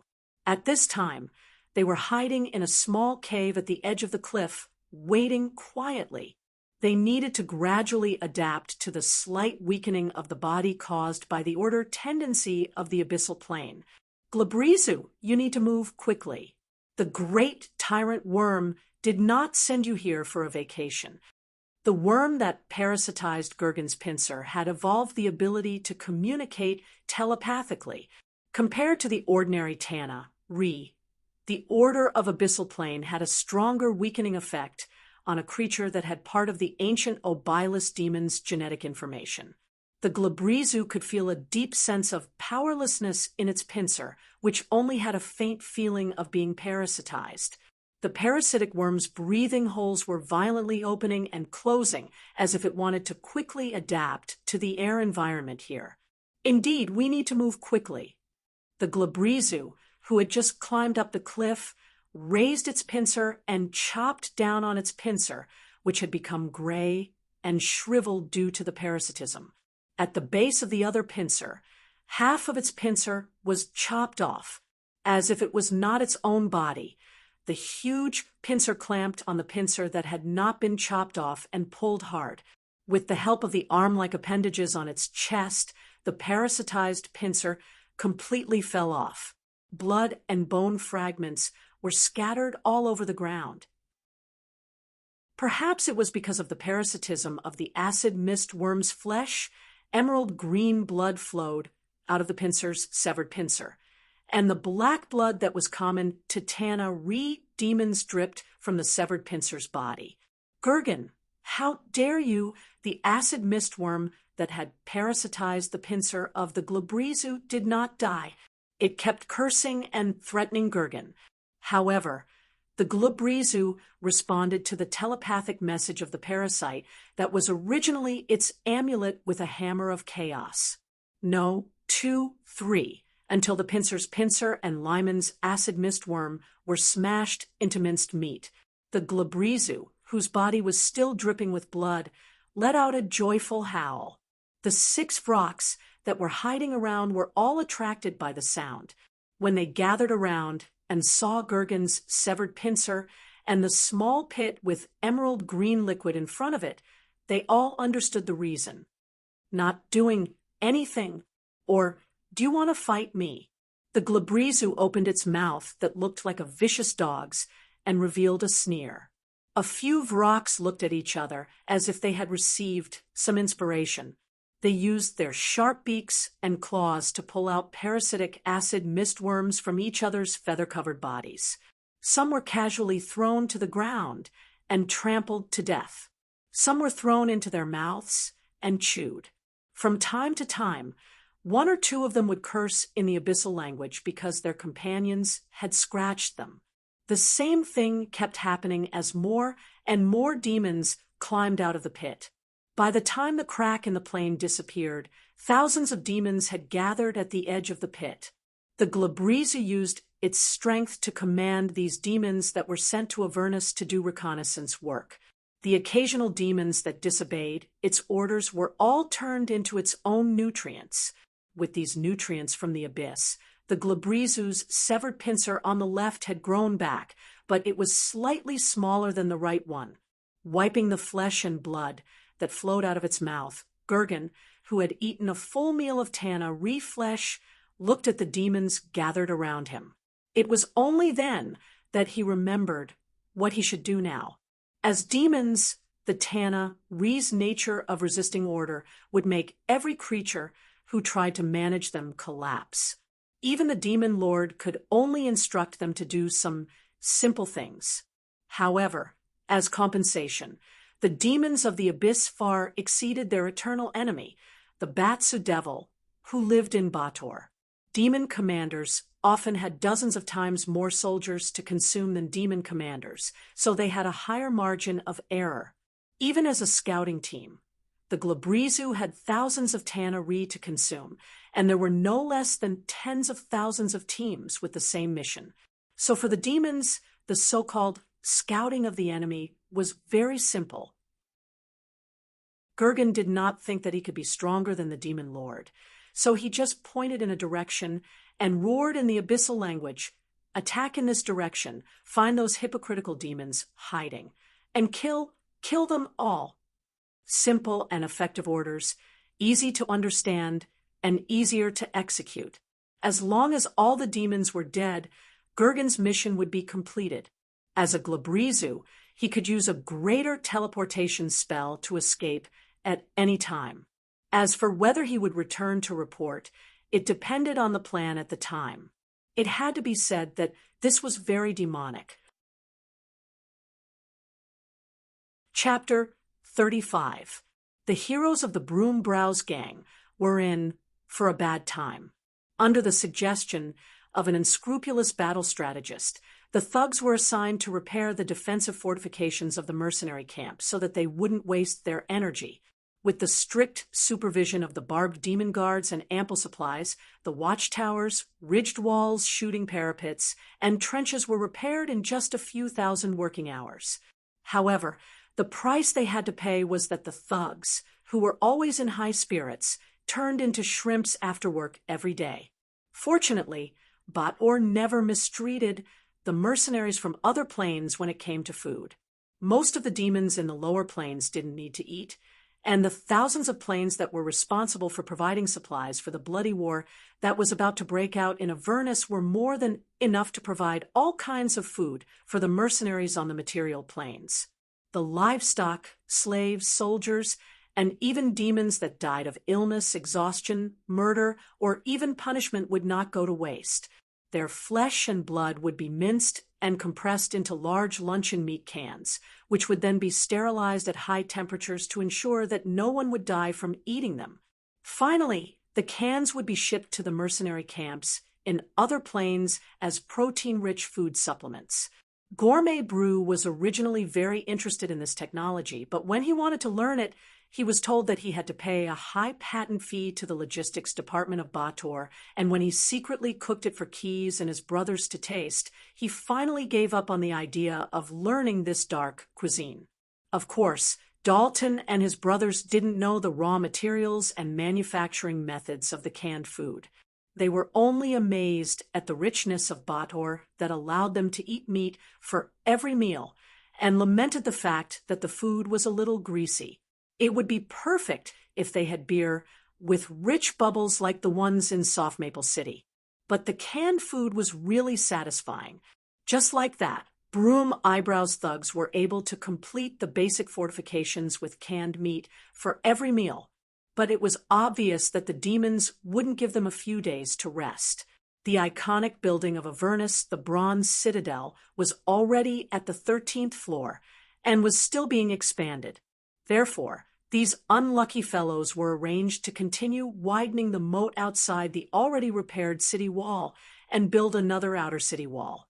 The only thing that made them happy was the fact that new mercenaries from other planes had been sent into the camp over the past few days. Many of them had committed crimes and were sent to the construction site to be reformed through labor. The Broom Brows Gang had found another target to bully. "You wretch, you only know how to slack off. Don't tell me you want to eat a whip." The boss was the boss. Even in this devil's big construction site, Dalton quickly mixed into the privileged class. To be honest, the average Barb Fiend guard was no match for this barbarian fighter in terms of strength. In Bateau, strength was the guarantee of status, and status was the symbol of strength. Dalton had the strength comparable to the barbed demon guards. Naturally, he was silently regarded as a supervisor instead of a laborer. Dalton was especially happy today. It could be said that today was the happiest day since he came to Bator. It was because a group of old acquaintances, the leaders of the Mad Dog Gang, who had opposed him in Soft Maple City, were also sent to this godforsaken place. And it seemed that they were even more miserable than him. They only brought a few subordinates and could only work under the supervision of his whip. F***CK, that's what I said. I'm not the only one who did so many wicked things. Why should I go to hell alone? Dalton thought happily. The whip in his hand was not idle. From time to time, he would find Doug, who was known as Mad Dog. The quality of the leather whips produced in Bator, hell was absolutely guaranteed. When it hit a person, it would make a crisp sound like breaking a tree branch. The person being whipped would also experience the Niebuhr's gentle reminder attached to the whip which would bring sharp and unbearable pain to the victim. If Doug, the mad dog, had not been so tough that he was immune to some of the effects of the whip, he would have been twitching on the ground like a dead dog. "Damn you, son of a bitch! I curse you to take root in this place that suits you until you grow mold and maggots." Mad Dog smashed his pickaxe into the soft red soil of Avernus. He imagined that the rock on the ground was Broom Browse Dalton's skull, and that he would smash it into pieces. "Ho, ho, ho, mortal! Do you need some help?" A voice suddenly sounded in Doug's ears. If it were not for the crunching sound that sounded like crabs, the voice would have sounded kind and honest, just like the stubborn new judge in Soft Maple City. "Who are you?" Doug looked around and asked warily in a low voice. He did not see who was talking to him. He realized that the voice was probably a telepathic ability, just like the evil demon who tricked him into coming to this godforsaken place. "Who am I? That's not important. I'm just a passerby who can't stand the oppression and exploitation here. Don't you want more power to break the shackles on your neck?" The voice said patiently. Doug rudely interrupted the voice. "Listen, I won't fall for your evil tricks again. Although I want power, it's fine as long as you admit that you want power." The person who asked the question interrupted Doug. As the voice sounded, a light that looked like a curtain of water flashed. The Glabrezu, who was still invisible around Doug, cast its monthly spell-like ability, Limited Wish. It could only be cast with the consent of the target, and the target could only be immortal. The Glabrezu was a master of deceit and lies. It was used to using this spell-like ability to satisfy the wishes of mortals who succumbed to its lies or tricks. However, most of the wishes would be distorted by the Glabrezu. Some people wished that they could be rich, but in the end, they might find that they were indeed rich after being teleported to an uninhabited island. Some people wished that they could be loved, but in the end, they found that the one who fell in love with them might be an alien creature from nowhere. And so on. The Glabrezu would not really help a mortal to fulfill their wishes. They were not afraid to distort the wishes of the petitioners with the greatest malice, provided that the mortals agreed to accept their help. "Ho, ho, ho!" The Glabrezu looked at the werewolf Doug, whose snout protruded, his legs turned into an anti-joint structure, and his hands turned into sharp claws. The Glabrezu laughed with satisfaction. "Go and tear him apart. Go and take revenge. Go and vent your dissatisfaction with this place." Puppy, the mad dog, had turned into a vicious wolf. As soon as Doug transformed into a werewolf, he turned into a black shadow and pounced on his favorite prey, Broom Eyebrows Dalton. The elite barbarian warrior was as surprised as the others at Doug's sudden transformation, but it did not affect his counterattack. Before the vicious wolf pounced on him, Dalton threw away the whip in his hand and put on his beloved steel boxing gloves. He twisted his waist, sucked in his stomach, and leaned slightly to the side to avoid the werewolf's pounce. Then he used the spiked boxing gloves to greet his old friend who had turned into a monster.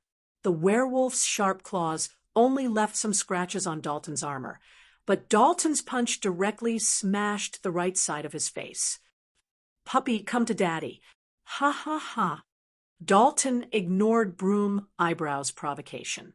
It was also possible that Doug had lost the ability to understand language after turning into a werewolf. There were pros and cons.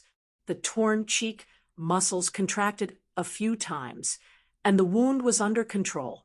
It was healing at a speed visible to the naked eye. Dalton's eyes darkened when he saw the change in Mad Dog. An opponent who could regenerate was the greatest challenge for a warrior. He stopped taunting the enemy and prepared to take the initiative to attack. He wanted to finish off this potential threat as soon as possible.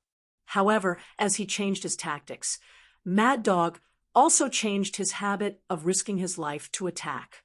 As soon as Dalton launched his attack, the werewolf turned and fled, waiting for an opportunity to attack some of his minions. Taking their lives did not even slow him down. Damn it! What's wrong with Mad Dog? It was still a bit difficult to chase after the werewolf with 2 legs. Dalton's attacks could never hit the werewolf. In the short span of a dozen breaths, 5 to 6 laborers on the construction site had their necks slit by the sharp claws of the werewolves.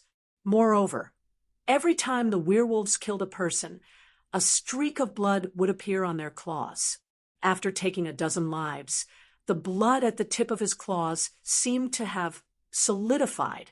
Suddenly, he howled, and the blood-red light flowed into his body through the wolf's mouth. All his muscles and bones instantly swelled, and his werewolf body changed again.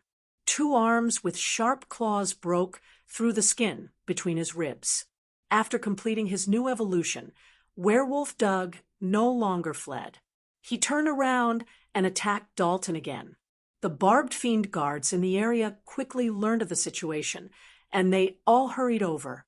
Keys, and the others were even faster than them.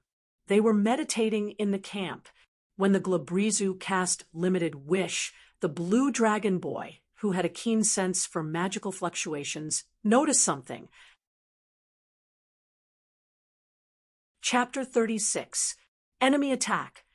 After identifying the type of magic wave in the air, Keys quickly realized that someone had cast a limited prayer spell. This was the specialty of the Glabrizu. After receiving Keys's warning, all the high-level combatants in the camp, including the chained demons, understood that a battle was about to break out. From top to bottom, the war machine of Bator began to operate. Armor and weapons were quickly distributed to every soldier. There was no need to mobilize for war. Demon officers of all levels led their soldiers to an appropriate position in an orderly manner. There was only the clamor of the mercenaries in the camp, but it was quickly suppressed by the supervision team, led by Chained Demon himself. In the Hell of Batsu, they had to abide by the rules. There was no need to shout and cheer. The Batsa Devils only believed that order and discipline were the guarantee of victory. Mr. Keys, the camp's bastion is suspected to have encountered a disturbance caused by the demons. Since you're the first person to discover this problem, I need you to lead a small group to find the Glabrizu that's causing the destruction and the source of the disturbance. Before the demons launch a large-scale attack, we need to send enough soldiers to defend the perimeter. Keys had no objections to the arrangement of the chained demons acting as commander. Standing at the edge of the newly built battlements, he immediately saw the berserk werewolf causing chaos. He took an unloaded treadmill crossbow from the barbed demon soldier beside him, drew it with his hand, aimed, and fired. His movements were smooth and fluid. The crossbow bolts made from the spikes of the spiked demons cut through the air without making the slightest sound. The 3 bolts installed in the crossbow flew out in succession, covering the werewolf's possible movements in a triangular formation. 2 crossbow bolts missed, but the 3rd one, which was about to miss, seemed to have hit something. Ah! With an angry roar, the Glabrizu's figure appeared from the effect of the veil of concealment. The spikes of the spiked demons had the effect of penetrating armor. The thick scales were pierced through without any resistance. Fortunately, the thick muscles tightly clamped the arrow, preventing it from entering. The infernal power on the tip of the arrow made the Glabrizu, who was not used to Avernus's laws, feel even more pain. Well done!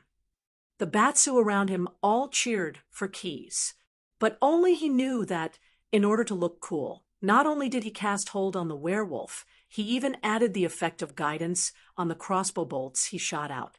But in the end, with a guilty conscience, the blue dragon boy threw the crossbow to its original user. He pulled out his sword and jumped down from the city wall. As expected, he was destined to be a melee fighter. Following closely behind was the ogre, Neru. The ogre had been crafting many good things for himself in the blacksmith shop for the past few days. When he landed on the ground outside the bastion, a few laborers who were about to escape back to the city were immediately knocked down. Number 21, you don't have to worry about me. You can go down and relax. The goblin Renaz, who was also standing on the battlements, looked at his mechanical puppet friend who was eager to fight after discovering the enemy and said in a friendly tone, I have enough half-golem guards here. Just be careful not to accidentally hurt your allies. Mechanical puppet number 21 seemed to be happy when it heard that. The red light in its eye sockets flickered for a moment, and it let out an electronically synthesized voice. Roger that. Decepticons, attack. Keys, who heard the voice, could not help but turn around to look at the mechanical puppet in surprise. Doug, who had turned into a werewolf, pounced on the blue dragon boy when it noticed that the enemy was distracted. It used its sharp claws to tear the boy's throat. Then there was no then. Keys, who was a little annoyed by the sneak attack, used his fist to punch the werewolf's soft abdomen. It was as if he was hit by a megalosaurus. This was also the truth.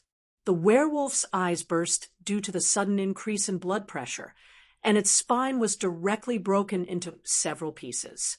It was like a rag doll that had been trampled on, and it flew back faster than it pounced on Kieran. Keys leaned forward and slashed with his sword. The werewolf's head was separated from its body in midair. You think you can disobey the law just because you're a minor? Seriously? The mechanical puppet uttered a series of words that were incomprehensible.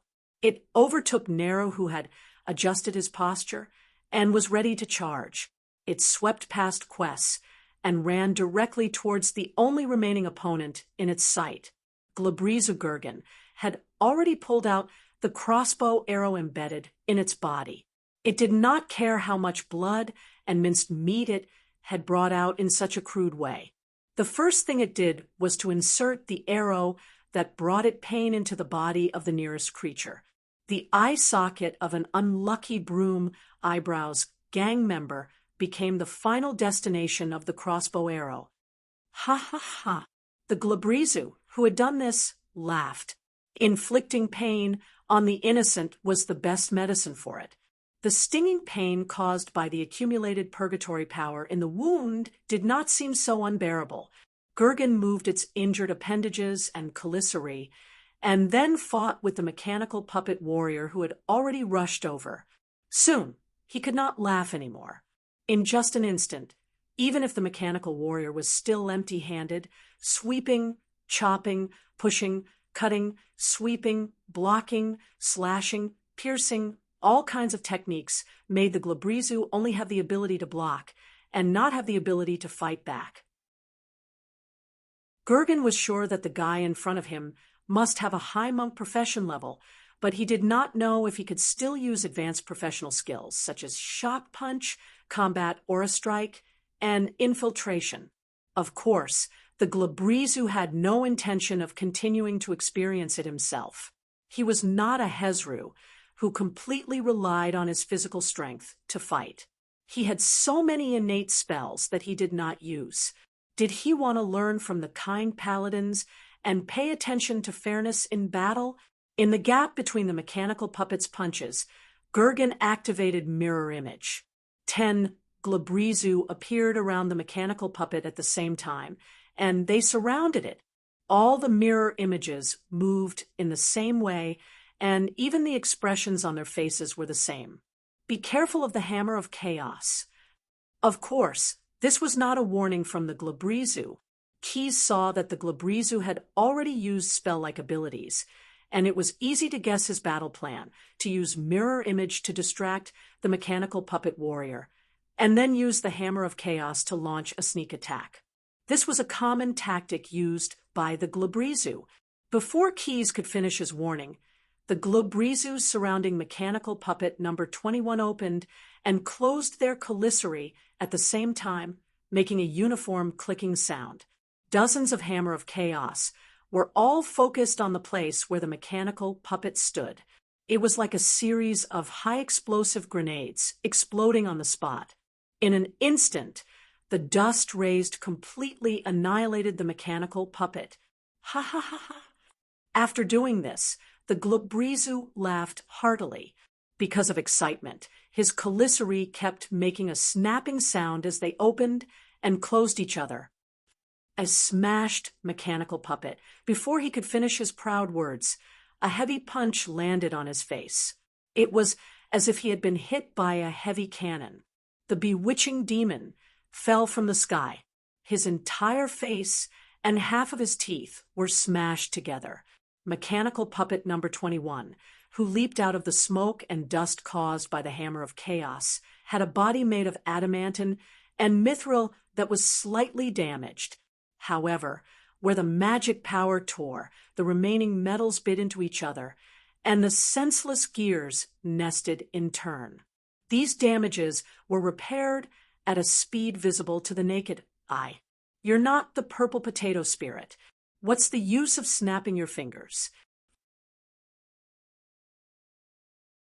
Chapter 37. Of course, Gurgen was not a purple potato spirit. He was just one of the hundreds of millions of Tana re-demons. He's still alive. Seriously, this guy is not a distant relative of a cockroach or a water bear, is he? Looking at the Glubrezu, whose head was blown off, but still standing upright, Mechanical Man 21 used his finger to dig at the healed wound torn by the hammer of chaos. He then looked at Keys and Neru, who wanted to take advantage of the situation to finish off the guy. You're still alive, even after being hit by a big move. Do you really want to kill me? But his worries were unnecessary. Just as Nalu's flail and Kitha's sword were about to land on the Glubrezu immediately used another life-saving spell-like ability, Greater Teleportation. Yo, you even brought a return scroll. Gurgen directly teleported back to the middle of the army of demons that had been arranged in advance. As soon as he woke up from the falling state of teleportation, he used his commissary to turn the two closest Tana re-demons into 4 at lightning speed. He did this to cover up his serious injuries and intimidate his companions, who regarded betrayal and killing as a common occurrence. The second reason was to get some healing medicine. He carefully spread the fresh demon flesh on his face, and the wound slowly healed under the nourishment of Tana Re's flesh. When his teeth grew back, the Glubrezu stuffed the remaining limbs into his mouth. He did not want to waste anything. The method was appropriate, and the effect was remarkable. It not only intimidated the demons, but also healed the injury. There's a disgusting Batsu gathering place ahead. You bastards, charge for me for the abyss. Gurgen chewed as he ordered the demon army, who could no longer suppress their desire to kill, to attack in a muffled voice. Without the pressure of stronger demons, these demons who were smuggled into Avernus released their instincts and charged in the direction pointed out by the Glubrezu.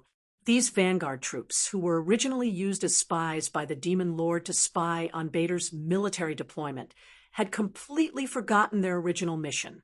Perhaps they had not forgotten that many demons had higher intelligence than mortals.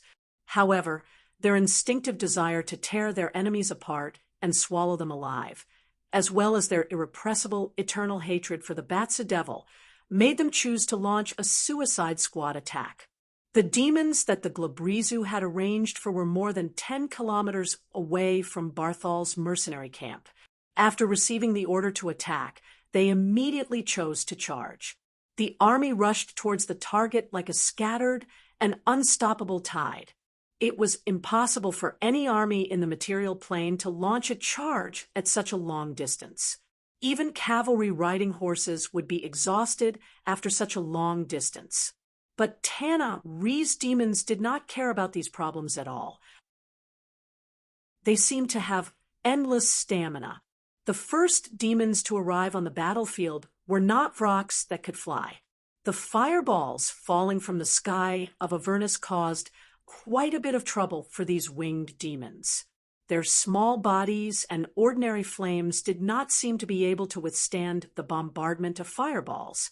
A group of Hezru, who looked like large toads, and had damp skin like armor, became the vanguard of the demon army. These behemoths, which exuded a stench that no creatures, including the other Tana Ree, could tolerate, opened their big mouths full of teeth, and moved quickly on the ground on all fours. As they ran, the mucus they secreted turned the slightly sulfurous soil they walked on into smelly mud. Even the other Tana Ree carefully avoided the path of these guys. If they got stuck to them, they would have to dig out their skin to get rid of the maddening stench. The long-distance attack of the demons gave the camp guards some time to prepare.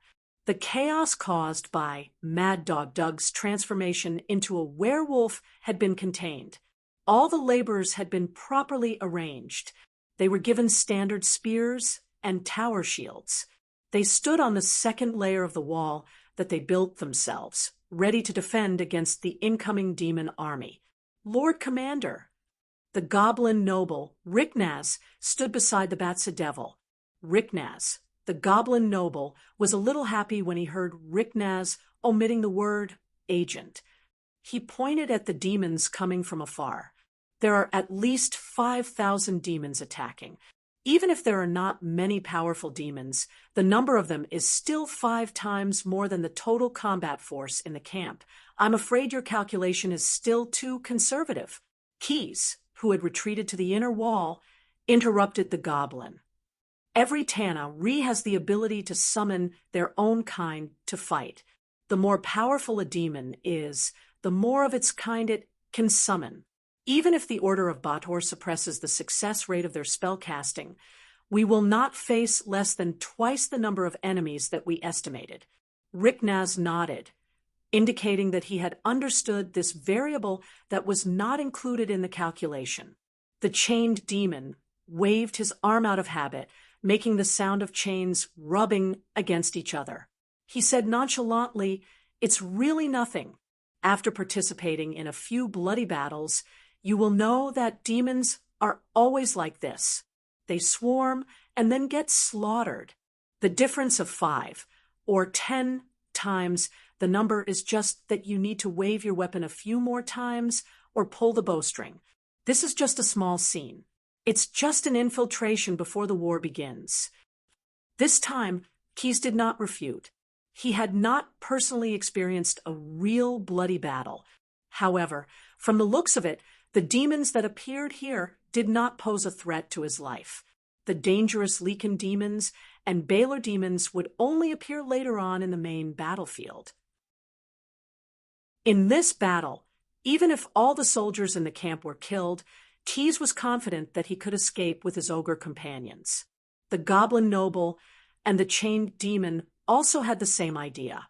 Otherwise, they would not have the time to stand on the city wall and admire the demon's attack.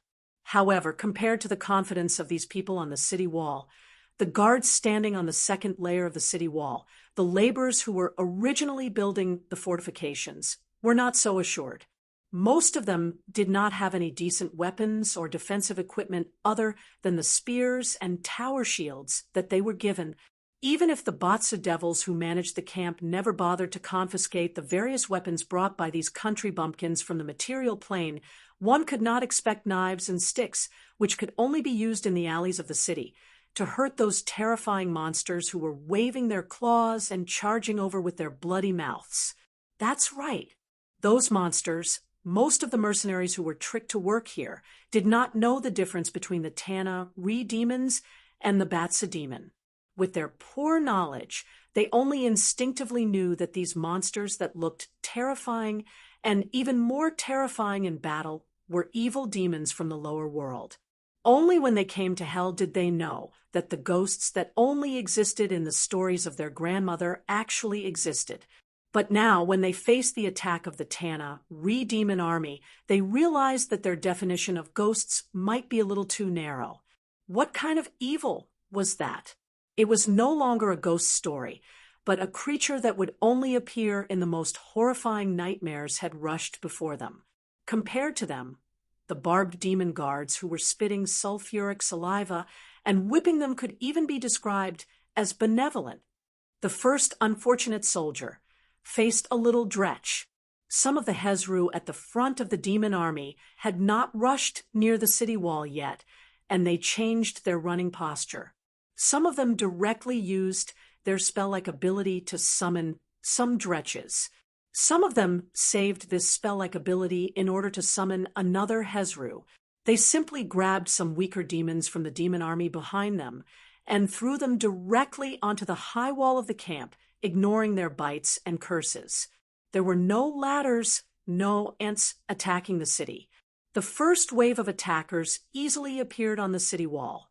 Most of the demons that were thrown over were dretches that were about the size of half-humans, and smaller quasits that were not even as big as candlesticks. Most of the quasits that could fly and were smarter completed their invisibility in midair. This was a tactic often used by these guys who were eager to succeed, but were extremely cowardly. But the dretches that were also thrown up were not so lucky. These stupid and slow low-level demons were quickly wiped out by the defenders on the city wall. However, the stinking cloud and some fierce spells they released caused some trouble for the defenders. A few dretches that escaped the net took advantage of the fear effect and mercilessly took away the lives of the defenders. This was the nature of demons. Even if they were scared to death, they would kill whenever they had the chance. Chapter 38. Commander, why don't you use the cannons to bombard them? It was the war observer Riknaz who asked the question. He had also changed the name of the Hellscream to a name he was used to. The chained demon did not answer his question first, but made a gesture to calm him down. Before answering your question, we still have some things to do.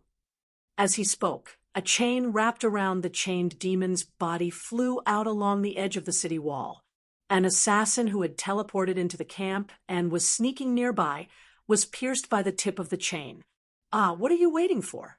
It was a Babu demon assassin. After being pierced by the chained demon, he struggled and roared loudly in the abyssal language. These assassins who were good at pincer attacks never acted alone, but he was the unluckiest one as he was the first to be discovered. The Tana re-demons did not have the intention to protect their comrades. If their comrades could escape with their lives, they would be more than happy to do so. However, there was a major mistake in his calculation. He was not the first to be discovered, and he was not even the first to be attacked.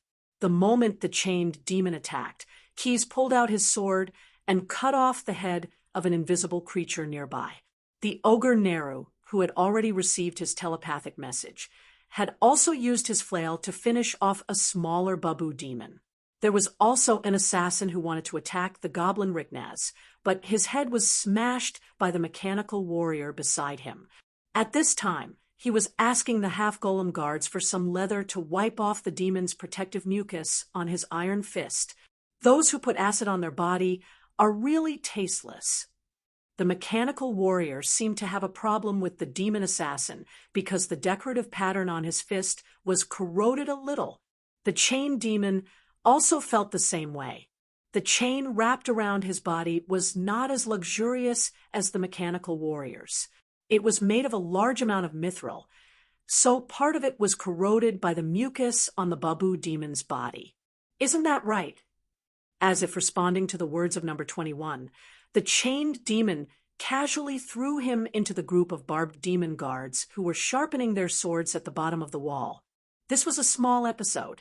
He did not forget Riknaz's question. Your Excellency Riknaz, I'm sure you've already noticed that most of the Thanner re-demons are undisciplined idiots.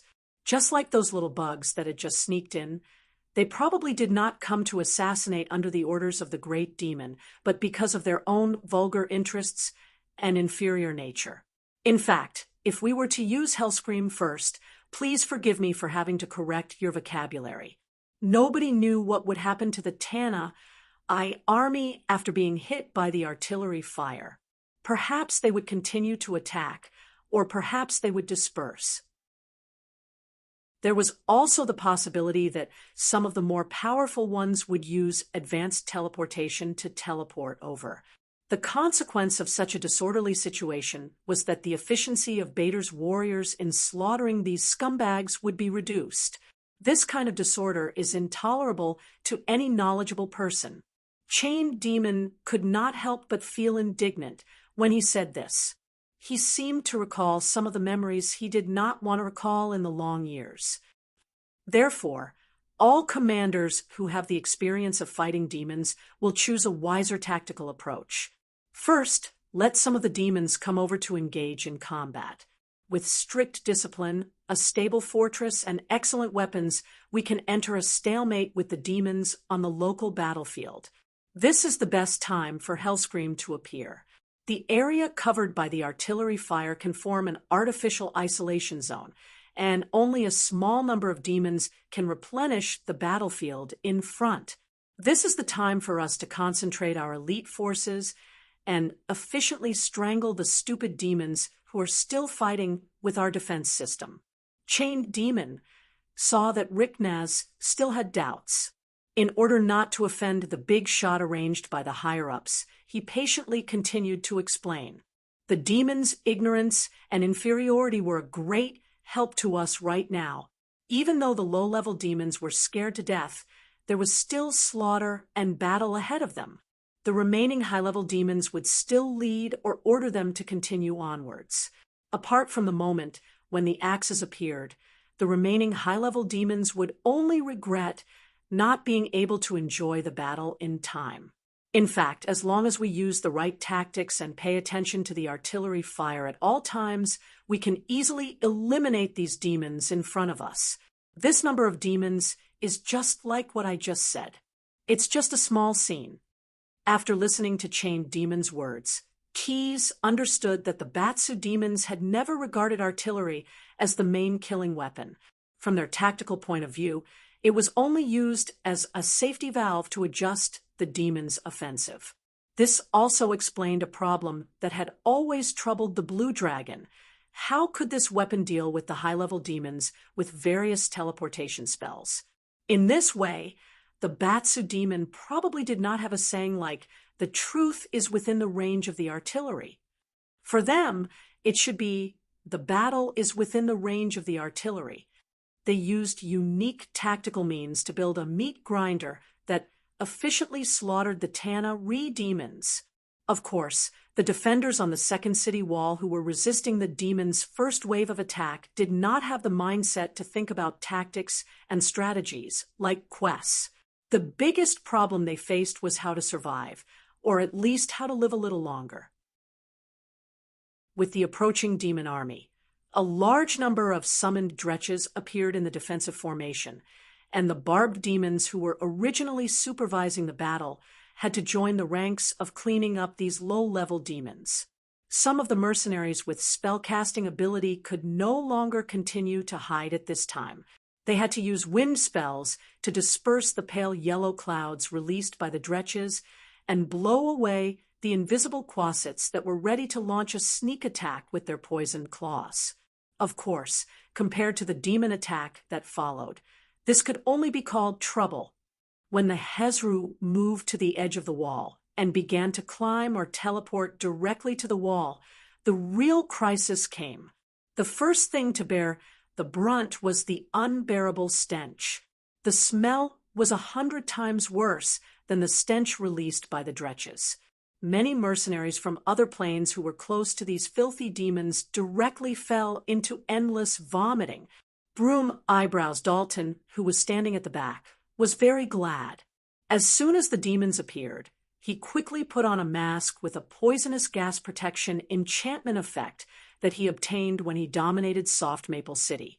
Otherwise, he could not guarantee that he could withstand the stench that went into his brain and stomach as soon as it entered his nose.